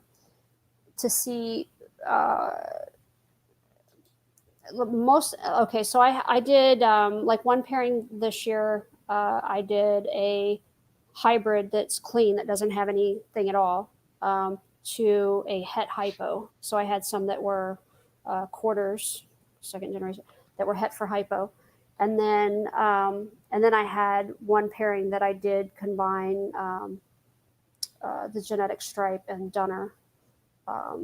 So I've kind of played around with it a little bit, but I'm trying to keep a lot of those animals, pretty void of, I'm ending the days of stacking, I guess you could say. I'm trying not to stack a lot of stuff anymore. So, and this year when I did all my plannings for next year, I took it down even more. So is it possible to get to a level to where, I mean, is the way you see it as far as you want to make like the best hypo there is and not necessarily the best hypo Dunner leatherback? I'm just saying names that I've heard before from you, but to me, so here's the thing, and that's just where, like Ron's experience, for example, most of his experience has been in the wholesale realm. Most of my experience has been in retail, in combination with a small amount of wholesale. And of course, the wholesale has grown over the years as my business has grown. Because I mean, you can't retail that many animals; it's just impossible. So his experience was his viewpoint on it was different because it was looking at it from a different place. He would wholesale them out. He never dealt with the customer. I'm dealing with the customer, so I get the pictures, of the little 7-year-old that's holding the bearded dragon, or the birthday party, for the bearded dragon with the squash cupcake they made, and I'm getting all of these. I mean, these animals um, um, become part of the lives of many. And so to me, I feel like I have a responsibility to produce the best I possibly can, the best that I'm capable of, because I don't want to produce something that I feel like is not as strong as it could be, because I know that somebody's going to be crushed when that animal passes. So it's interesting. I have the industry is it's funny. I don't even know how to describe it, but when you're producing bearded dragons, some of the more, not all, certainly not all, but some of the more hardcores that are into some of the other species, some of the more difficult, some of the more, I should say, some of the rare species, or some of the more difficult to produce, have a tendency sometimes to look down upon a dragon breeder, or they look down upon bearded dragons in general. But I mean, the reality is that it's an entry pet. I mean, this is an entry animal, for the young, for our younger generations that are growing up. This is where they get their first reptile is often a bearded dragon, a corn snake, a leopard gecko, a crested gecko. I mean, those are ball python. Those are all very common first reptiles, and it's important for them to have a really good experience. It's important for them to. I don't want them to have a bad experience with that. So I think that's a lot. There's a lot of responsibility there to do it right, no matter what you're breeding. So I don't know. absolutely. And I kind of, if you don't mind, just a little bit more, just one more question about like doing shows, because I feel like we're just kind of getting started and doing shows, multiple times a month, and it's been a whole crazy experience and not always a positive one. So how do you go about pretty much interacting with people at shows? Because you have animals that you're selling as pets, as we do as well. And like, how do you balance the amount of questions with the amount of people wanting to hold the animal with, and what kind of exposure are you trying to get customers? Because I mean, we usually have like an animal out for people to hold, but we're always kind of iffy about that situation because it goes one way or another, and it's kind of annoying. I honestly, I don't allow anybody to hold any of my dragons. So, um, it used to be I got more shit for it, for lack of another way to put it. I would get a lot more shit for it than I do nowadays. Most people are very respectful of that. The reason why I don't do it is actually, there's a couple of reasons why I don't do it. Number one is, if you've been to a show, sometimes you see things, you as a vendor, you as somebody you see things that really shouldn't be there, that are that that are dying on tables, or there's something very wrong with them. So unfortunately, it's a place that we can pick up things and bring them home that we don't want, whether it be a virus, or a fungus of some sort, or whatever. So I actually don't allow anybody to handle the dragons. So I don't allow them to have that experience. And the reason I do that is not to be a jerk. It's not to not give. I want them to have that experience, but I also know what I've seen in the shows over the show circuits over the last 15 years, and I've seen some really nasty stuff, and I don't want that to cause a problem with my collection, because I care about my collection. And I don't want it to be a problem for anybody that bought a dragon from me either. So if somebody comes up to my table and they've held a dragon at somebody else's table, because we know that they can be, unfortunately, it can be also a little bit of a petting zoo. And I don't mean that in a derogatory way, but I mean, it can, you have people that just want to hold, and they go from table, and they hold. You can use all the sanitizer you want in the world, but if a little dragon decides to jump up on your shoulder, you've lost control of that. And, I don't put 100% faith in sanitizer to kill everything, or the use of the sanitizer. How did you use the sanitizer? I don't know. So I just, to make sure that I always let my clients know, look, I want you to have this experience. However, there are risks involved with doing a show, and I try to reduce those risks as much as possible. And so I ask, respectfully that people understand that I don't allow anybody to hold them. This is why. I'll take out anything that you want to see, and I'll be happy to hold it. You can see how it interacts with me. You can, but I just don't, if you take home something from me, I want it to be as healthy as possible. I don't want it to have picked up anything from the show, and I don't want to take home anything that I don't want either. So I try to be, that's just kind of, I end up putting like a shield over, I have a plexi shield that I put over my tubs. And then every now and then you still have somebody that sticks their hand in it. Actually, it makes me see red because I think that's disrespectful. But oh yeah. Yeah, I just, it's like, if there's a shield there, I mean, there's a reason for it. And it says, please do not touch or ask for assistance. Why would you put your hand in there? And I've had people say, well, I paid $15 to get in. Okay, well, great. I mean, you didn't pay me $15. Like, these are my animals. I mean, if you haven't paid for them yet, I mean, if you want to take it out of its take home container and you want to walk around it, well, that's on you. I don't recommend it. I even tell my customers, I'm like, leave your animal in its container until you've gotten home and, your setup's done and you've washed up and so on and so forth. Don't go showing it around the show. The other thing is it generates a lot of stress. It creates a tremendous amount of stress for the animal. I'm not going to put any additional stress on the animal by having them being held 100 times during a show. I mean, to me, that's not fair to the animal. So, I mean, that's a lot for them to take in. Most of those animals are going to a show, this is the first time they've been out of their environment. What they know is their environment. And in their short life, or, if they're 2 months old, I mean, this is the first time that they've gotten packed up and taken somewhere. So the last thing I want to do is have 80 people hold it. So, yeah. And is there any type of adjustment period for, say, a bearded dragon going into the humidity of Florida, or do they seem to do fine with it? The only time I've noticed any type of adjustment period sometimes, and it's pretty rare nowadays, is if I bring in a dragon from California, or a drier environment, Arizona or something like that. Then sometimes I notice them go through a little different acclimation, perhaps. But for the most part, no. I mean, they really tolerate humidity. I mean, I think people think desert, no humidity.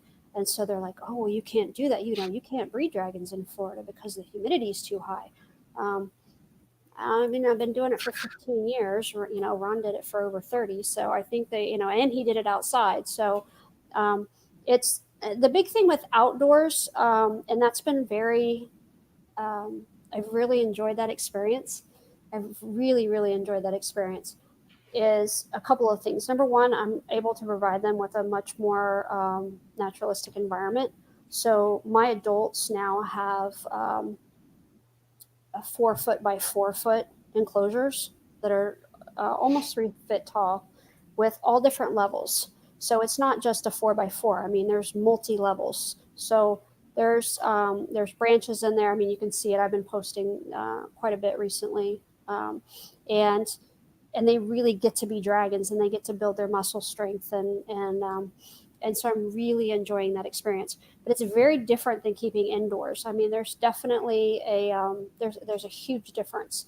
So with outdoor keeping during the summer, it's a lot more maintenance free. It's just, kind of basically feeding, and, there's the cleaning issue is gone for the most part, which is really nice. I like that, because cleaning bearded dragons is very, very, very labor intensive. When you're cleaning 200 dragon enclosures in a day, and you're doing it, day after day after day, that's a lot of labor. They eat a lot of food, so they poop a lot. So anyway, having the adults outside has been a really cool experience. During the summer, the maintenance of them is much lower. This time of year, though, you're constantly tweaking, or when we get rainstorms, you're constantly tweaking. So you're messing with, like, we have 6 mil plastic that we're using during the winter. That we have to, somebody always needs to be here to be able to vent it, or to, when to cover, when to vent, at what time do you vent, at what time do you cover at night, like, and so, watching the weather conditions. I mean, I've learned more about weather in the last couple of years than than I definitely ever did before. It's almost like you turn into more of a farmer. Yeah, exactly. Yeah. So, yeah, my dad calls me a farmer. No, it's true. I mean, you're farming reptiles. Yeah. Well, he calls me a dragon rancher, I should say. He calls me the dragon rancher. I like that. So yeah, I'm the dragon rancher in the family. But anyway, so it's been a really interesting. It's been a great experience. And I'm very grateful for that, to be able to gain that additional skill set and that additional knowledge, and to really be able to see how differently they behave outdoors versus indoors. Right. I think it's really interesting. So I do encourage my clients that are able to have an outdoor enclosure, that they utilize, when the weather is optimal, that they use, when they have a good weather day. Obviously, if they live up north, they're not going to be sticking their bearded dragon out right now. But during the summer months, if they have an outdoor enclosure, then I encourage that. And I encourage them to set something up where their reptiles can climb and build muscle strength. And because they're feeling a dragon that has been able to actually, like when I started the indoor-outdoor system before we had the full outdoor, that had a lot of climbing opportunities for them as well. And the difference in the animal was, a healthy dragon that felt good to me before started to feel different when they were able to really, really utilize all their muscles, that they may not use in a traditional enclosure. So, I don't know. And what makes, like, because I've seen the natural. Sorry, I'm going way over. This will be the last thing. So, animals that look, animals that I've seen from the wild, from whether it's TV or from like Steve Irwin back in the day, these bearded dragons seem crazy, flighty, very willing to, show their defense and stuff like that. And it seems like the furthest thing from the animals that we have in captivity now. Well, I mean, they've been domesticated. I mean, 30 generations in. I mean, they're now these things like don't move. Yeah, I mean, they're couch potatoes. I mean, they really are. I mean, once the older they get, the lazier they get. When they're younger, they're up and moving pretty good. But as they age, then they get, a little bit more sedentary, and they're just happy just to kind of chill and sit there. Some of my older ones that I have in the outdoor enclosures, they're pretty active, but they're not as active. So despite all that extra space and climbing opportunities, stuff like that, it doesn't seem to have a big. They're using it. They're definitely using it. All of them are using it. So I have some other dragons still to get outdoors, but my oldest one outdoors right now, I think, is 6. So, and he loves it. So, I mean, I've noticed a difference in his muscle tone. So, and just in his strength when he grips me, when I pull him out, I mean, they feel solid. I don't know. It's difficult to describe. So, and I mean, he's always been, a good, I don't know. He always felt good to me, but then after I don't know. It's just, I guess the difference of going to the gym and not going to the gym. I don't know. I mean, you would think, right? Yeah, it makes perfect sense. Yeah. So I don't know. Awesome. Well, I started this show as a bearded dragon, complete novice that didn't know anything. And now I feel like I could confidently keep a bearded dragon. Don't look at me like that. You say that like you didn't have one before. No, they didn't do very well. So you did not confidently keep It was like 1998 and it wasn't no. I didn't know. I didn't know what I didn't know. You're also 7. Yeah, that's good. It's good. I have a lot of first time snake keepers that will snake keepers that will decide that they want to breed dragons, and they're like, oh my god. They get them and they're so totally different. It's so, yes, it takes such a different level of, well, first of all, like daily things that you have to do for the animal. We're not used to that. We like the whole, like, you could leave them alone for a week. So yeah, no, this is very, very labor intensive. I mean, you get a lot more out of them, but I mean, they're really interactive. There's a lot more, but it's extremely time consuming. So, but it's enjoyable. I love it. You have to really love the species in order to do well with it, or you'll be done in 2 years. So yeah, like I've even tried to breed crested geckos, and then after a little while, I was like, screw this. Like, this isn't as much fun as I thought it was gonna be. Yeah, probably because we have crested geckos as well. Take that and multiply it by 10. Yeah, probably where it's at on the dragon world. yeah, like crested gecko is the easiest lizard you could ever imagine, and that was too much. That's okay. Heather, if someone wanted to get in touch with you, what's the best way to find you? I'm pretty active on both under Fairytale Dragons with a TAIL under both Instagram and Facebook. And then I have a website as well, although I haven't really been listing anything recently on it, but I mean, they can certainly contact me through the site as well.